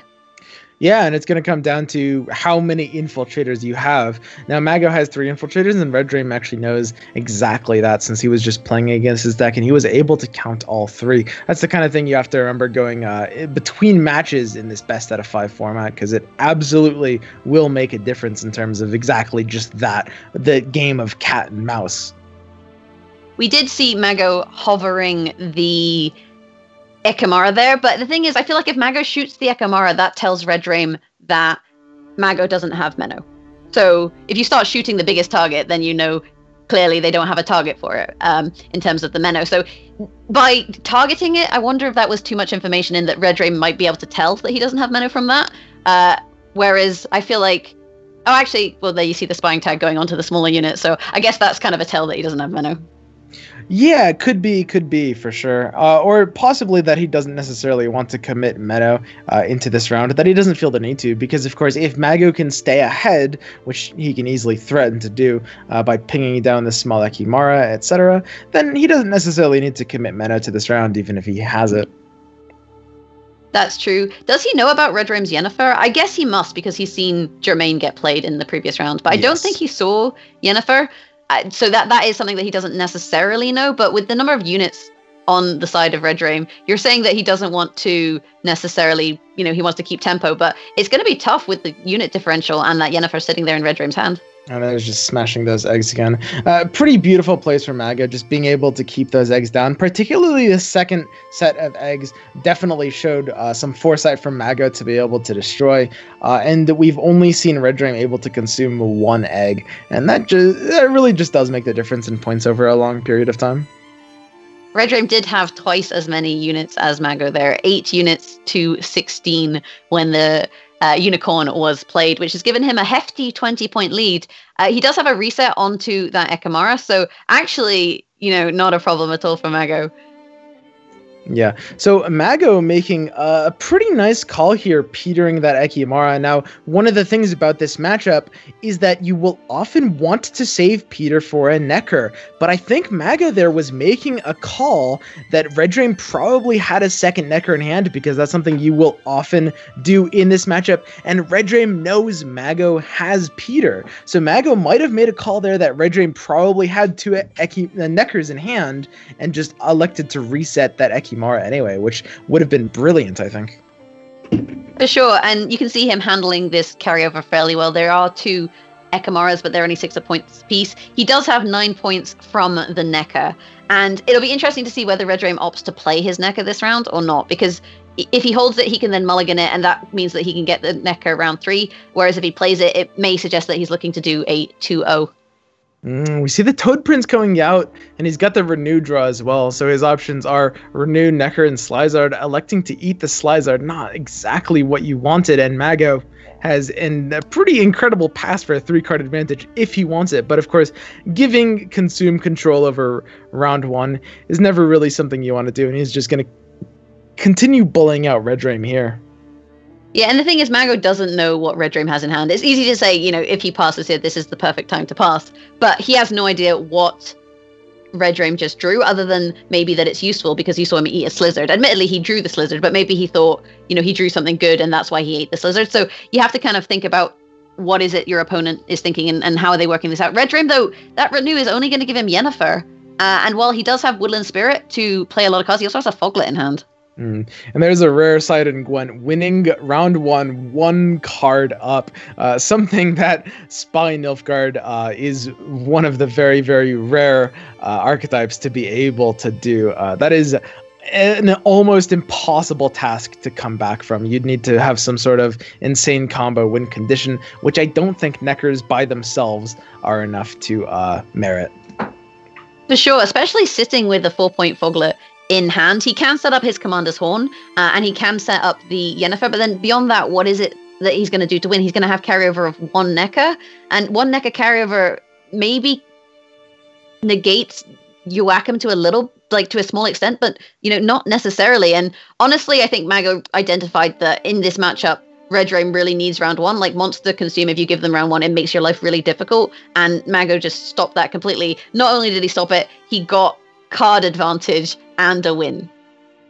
Yeah, and it looks like Mago just bleeding him out here, killing that Necker, offering huge value in terms of taking away points from Red Raim's round 3. Red Raim countering with Foglet, of course, knowing that he's just being forced out of his resources, but it will not matter. Red Raim has no more carryover on this board, and Mago has a card up with a Rainfarn and the Royal Decree into Meadow intact. Mago is going to go ahead and pass, confident that he'll be able to bring this round 3. Now, the Renew on the Woodland will allow the Commander's Horn for huge value. Do you think that might be enough?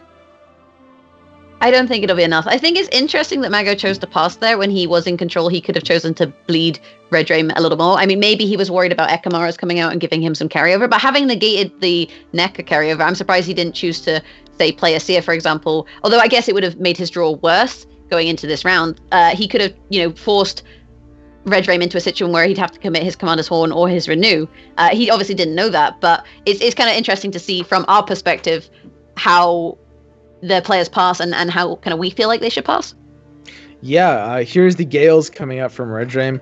Pretty good Manticore. It's not amazing, but it gives you a proactive play at the very least, better than many other things like a Baya could have been. Mago here having the proactive options, presumably deciding exactly what he wants to do in terms of his Rain Fam, because of course if he does want to play a Seer for Roach, he will be wanting to do that before he plays a gold card. No, he can play a Seer for a Spy, so for an Infiltrator and for a Emissary, and then he could use the Rain Fan to draw the Emissary, find the Infiltrator, put the Infiltrator target onto the Manticore, and then get his Menno.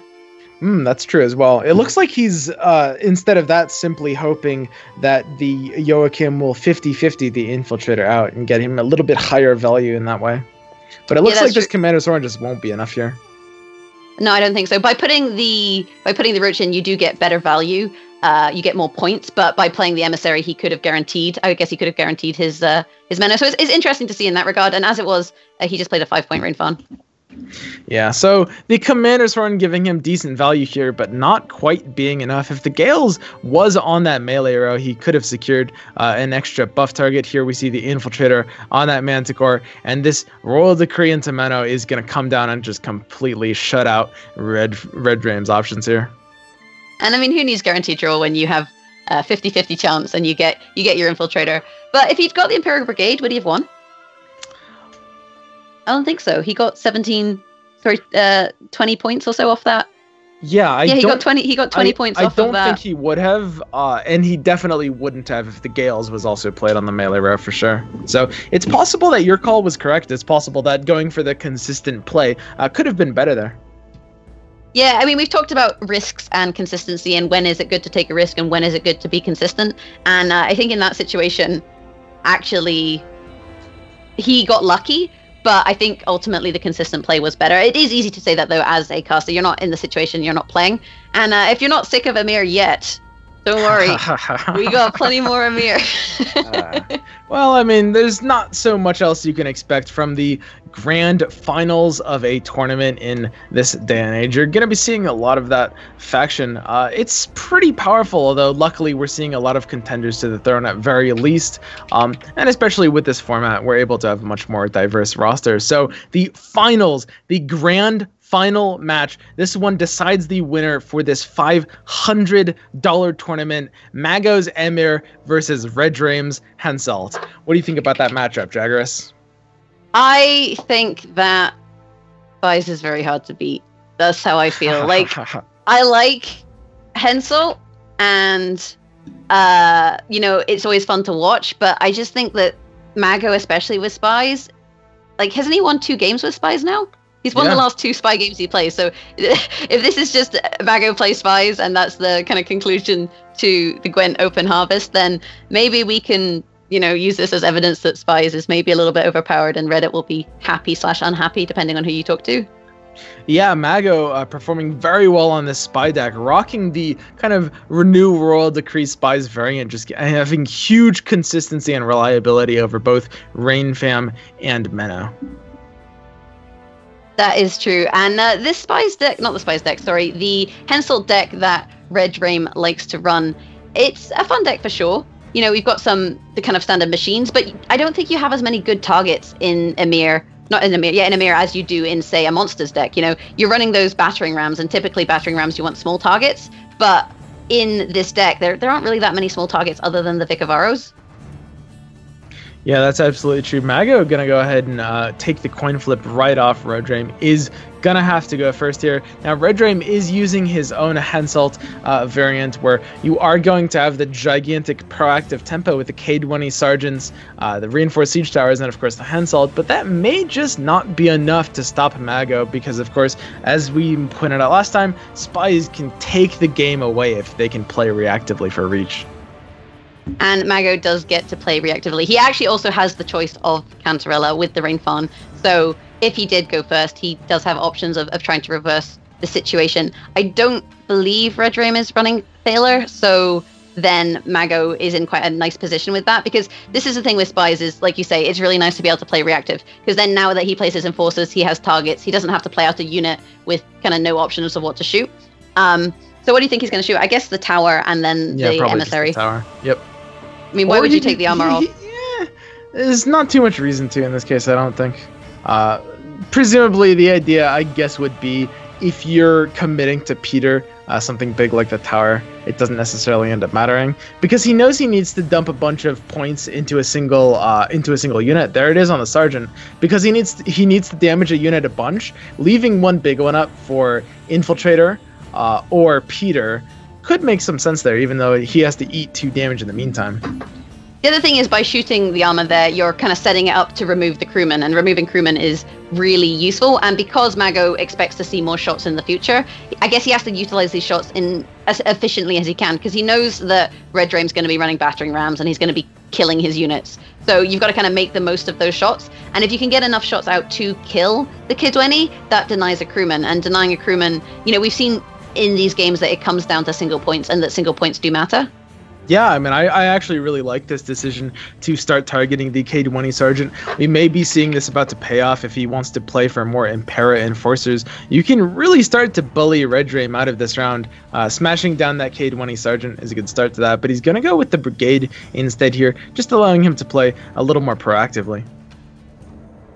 That's true. You see him shooting the emissary there, and that's now in the graveyard. So previously he couldn't play as big of Corvos because there was no emissaries in Red Drame's graveyard, but now he can start to chain them out. And I guess he feels that he'd rather have the emissaries on the board and have those big points than maybe have lots of small units that Red Drame is probably going to shoot anyway. Yeah, so here's the Reaver Scout on the battering ram. This is going to do a nice job of just controlling that Impera Enforcers. Presumably that's why Mago doesn't really feel keen to choose more of them. They just end up being controlled by cards like that, cards like Ballista. On the flip side, it does show that then he's kind of accepting the crewmen, but he does have these emissaries, right? So you can kind of let the crewmen exist and just spread them out. You can see the battering rams and all of the machines basically are separated from that Kidweni by at least one emissary. There's kind of emissaries just spacing everyone out. And he's actually managed to then get the Enforcer and get the shots he needs to kill the Kidweni, despite the fact that, he opted to play that Impera Brigade earlier. And there's that crewman denial already. This battering ram not able to hit for full value. Of course, it doesn't need to here. He may be looking to...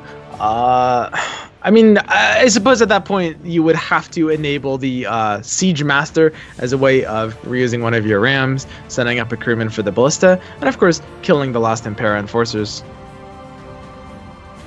It'll be interesting to see how Red Drame implements his Hensel. At the moment he can pull out more towers. That one has a spying tag on it, which means he will expect Menno, and indeed Mago has the Royal Decree, so he has got his Menno, and he's seen Mago play Peter already, so he knows that Mago also has resets, not necessarily in hand, but given the way that this deck thins. So I guess it's interesting to see how he chooses to play Hensel, and actually he's opted to go for that tempo play and to pull out these towers now and plonk them down. Interestingly, either side of Hensel, which suggests that he doesn't intend to play the Kidweni Siege Master this round, at least on a battering ram.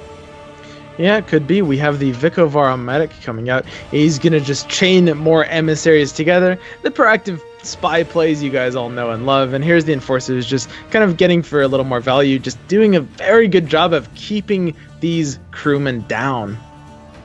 Yeah, and it's unfortunate that Hensel, he's a 3-point leader, so he's a 3-point crewman, whereas Radovid's a little bit stockier. And he's not able to set up these pockets that he so desperately needs in order to see the true value of the battering rams. And while he is ahead by 10 points and he does have the Commander's Horn in hand, there's a lot of spies on the board. Mago has guaranteed Menno and he has Peter, so Mago's got a lot of points too.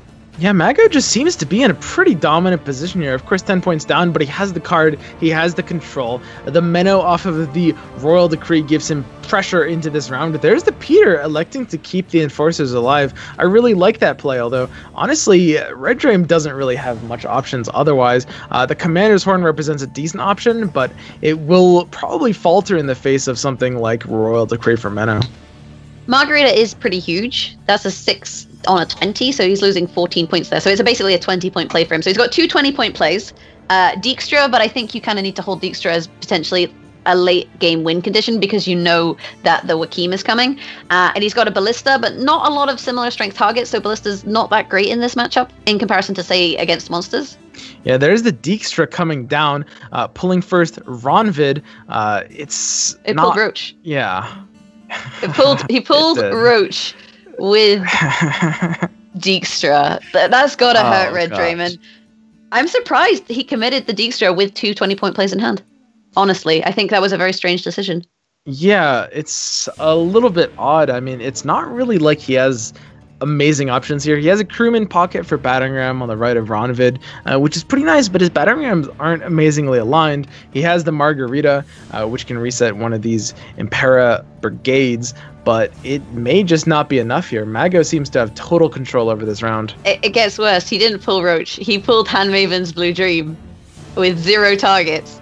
And Roach came out, because we can see Handmaiden's Blue Dream on the tracker there in his opponent's hand. So Mago must be so happy with that. I was confused by that, because I thought the Roach was pulled out from the Dijkstra. No, but you can't full Roach with Dijkstra. No, I meant I get you. Yeah, that.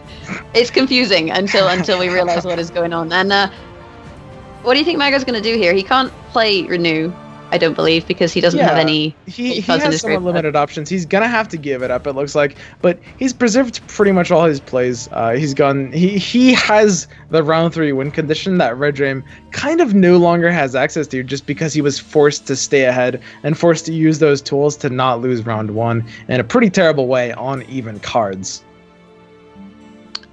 This is going to be really tough for Red Dream. I don't see what his tempo play is. You need to have something to match the Joachim, like the Rain Farm play. Yeah, and if you don't have Dijkstra or Commander's Horn, there's just not enough. Or Han Marvin's Blue Dream. I guess he wanted to play Dijkstra now so that it was in the graveyard, so that then he could potentially find Han Marvin's Blue Dream and play it again later. I think that's what he was thinking when he played it, and then he just ultimately top-decked Han Marvin's, and I think that's almost kind of ruined everything for him, because now Mago, he's got a Seer, he can put Roach back into the deck, he can choose bronze cards here, he's got the Mulligan, he's got Cantarella if he needs it, but I don't really feel like he does. And actually he can use this Emissary to basically set up exactly what he's going to pull with the Wakim. So Mago, I don't see how Red Dream can pull this back with 2 Ballistas, Shani, and whatever his last card is. Yeah, I mean, when the shoe was on the other foot, Mago clinched it with the Commander's Horn, with, of course, the crazy Ronvid. But without a Commander's Horn, without a Dijkstra, without a Blue Dream, with the only asset being Shani, Red Dream may just be going down here in the 5th series of the Grand Finals. It kind of goes to show you with cards like Dijkstra, there's obviously a lot of luck involved in terms of what you pull, and the way with Ronvid we saw how he spawned, and there's definitely a luck element to Gwent. Red Dream, he took the risk with the Dijkstra because he was hoping that later on he'd be able to play Han Marvin's Blue Dream and replay it, and then ultimately that backfired, and as such he's now in a very awkward position. Whereas Mago, Mago got to play Spies 3 times, and I feel like that is definitely contributed to his wins, because all of his wins have been with Spies, but that doesn't mean that Mago is a bad player, because Mago has played Spies exceptionally well. And we can see he's completely in control of what he wants and how he draws. Yeah, Spies is a deck that, of course, while being very good in a lot of players shun whatever deck is the best in any format, Spies is at the very least a deck that takes a large amount of skill compared to many other very cheesy top-tier decks in the past. There's definitely a lot of room to make some powerful decisions in there. I guess we have to kind of have a little look in terms of how Mago plays this, because Red Dream, he does have Ballistas on board, and he does have a little pocket, but actually that's why the Rainfang came out now, to disrupt that pocket such that if the Siege Master comes out, that you don't get quite as many shots out of the Ballista as you would. And he actually pulled an Enforcer there and opted to shoot Wakim, which is interesting considering he has Renew, although he can actually renew Dijkstra and get Cantarella and Nausicaa Brigade, maybe not. Yeah, there's the Margarita, and that's going to be a pretty good swing, but of course, in this case, it just won't be enough, because of course, the Renew pulls the Minnow, and smashes the other Ballista, and this Siege Master is not going to be enough from stopping Mago from winning the TGO Harvest Finals. Man, what a series that last one was.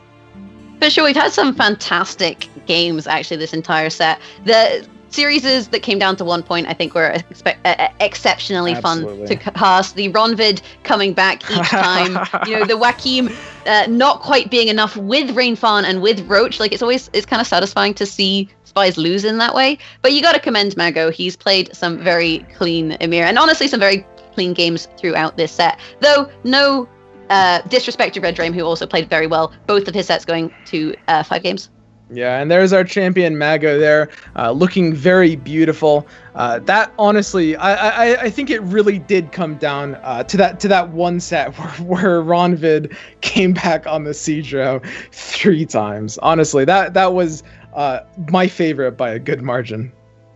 This is the kind of plays that you love to see in Gwent, and it's always a delight to be able to commentate them for everyone. Who knew Anna Kendrick was so good at Gwent?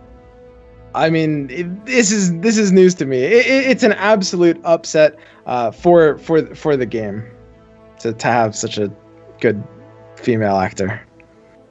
For sure. But no disrespect to Red Dream and Team Blue Coin / Red Coin, but I think Mago, his reputation precedes him, and this is exactly why. Fantastic games throughout, and thank you so much, Swim, for joining me on this cast. Absolutely. And now, back to you, Jaggerus. Back to me and the lovely Crash Overlord. We're going to have a little bit of a chat about some of those plays. Crash, how do you feel that set went? I have to unmute myself first, but welcome back, Jag. No, that was an amazing series of games. Obviously, I'm slightly sad Red Dream lost, but I'm not afraid to say the best player really did win. Amazing plays overall, very high skill. Like as Swim even said himself, that the way he played with that Ronvid, his outs, that's how you get those additional wins. You just got to play to your outs, and yeah, well-deserved Mago. He's the only 2-time champion of TGOs, so I mean, obviously he's really good. On the topic of TGO champions, we've got a tournament coming up, Jag. For sure, we should in the future have the Ultimate Gwentelman Open Championship. So we've had 8 Gwentelman Opens, and thus we have 8 Gwentelman winners. So those 8 Gwentelman winners are going to go on and face each other to find out who is the winner of the Ultimate Gwentelman Open, and then I guess they are the ultimate winner, which is going to be really cool. So keep an eye on Gwentelman for that. We do also, however, have another tournament that's maybe a little bit less, I'm going to say try hard than the Gwentelman Open, and that is the Coin Clash. Tell us about the Coin Clash, Crash. Oh, well, the Coin Clash is essentially a show match between Red Coin and Blue Coin. So we decided to make a team Red Coin, and some people decided, hey, they liked Blue Coin more, and well, we have to fight it out. We will finally determine which color of the coin is actually better in the Coin Clash coming, next Saturday. So yeah, super excited for that. And so that's Saturday, the 9th of December. So if you want a little bit more tomfoolery in your Gwent, so then stay tuned for that. Red Dream himself will be there. He couldn't decide which coin he liked better, so he actually went for Team Red Coin, and he's on Team Blue Coin, I believe. So I have no idea how that's going to be working out. But we have myself as host, we have Swim, Panda, and I believe Squirrel doing some commentating. And it's sure to be a lot of fun. And obviously in chat, you can place your bets whether you think Team Red or Team Blue will win. But again, TGO, we're talking about also TGO Champions tourney. And that's actually going to include Gum Gum, Gwentetown, Mago, Meisling, Slovena, Zvaish, Vishra, and because Mago actually won 2 of them, Red Dream, as the runner-up to this Open, will be there as the 8th quote-unquote champion. So it's actually an amazing lineup, though. Those games are going to be as insane as this series was, and I'm super excited, looking forward to it. So, yeah. For sure. I believe Crokies is participating as well, so we can find out if he can play as well as he can cast. But last but not least, we have nothing left to do but to thank our sponsor. This, like I said, is the tournament with the largest prize pool. We had a $500 prize pool available for the Gwentelman Open. And if you want to participate, do keep an eye on the Gwentelman website for further announcements about open tournaments. But we would like to say a big thank you to Matthew J. Cloherty for providing the prizing. Obviously, with these kind of Gwent tournaments, these are self-run by ourselves, and it depends on what kind of pricing we can get. So when we have generous members of the community like that, we have to really thank them, because honestly, $500, I think it does incentivize people to take part. Wouldn't you agree, Crash? Yeah, it's very nice and like an amazing thing to do. For sure. So we just want to say a big thank you to him for allowing us to, like I said, provide these kind of pricing and be able to see this kind of caliber of Gwent, because we do have these people, the players themselves are giving their time on the weekend. So shout outs to the players as well. We want to say a big thank you to Lurtz behind the scene, who does all of this kind of magic that you see here between cutting through screens. Shout outs to Crokies, Squirrel, and Swim for casting, and to the lovely Crash Overlord for keeping me company today and for not having pneumonia. You get bonus points for that. Yeah, any shout outs? Yes. Oh, well, shout outs to Redcoin, and keep it real, people. Keep it real, chat. Bless RNG.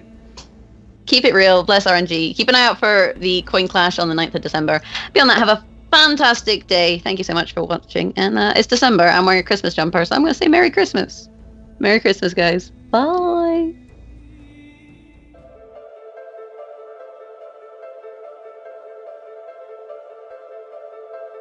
Pam, pam, pam, pam, pam, pam.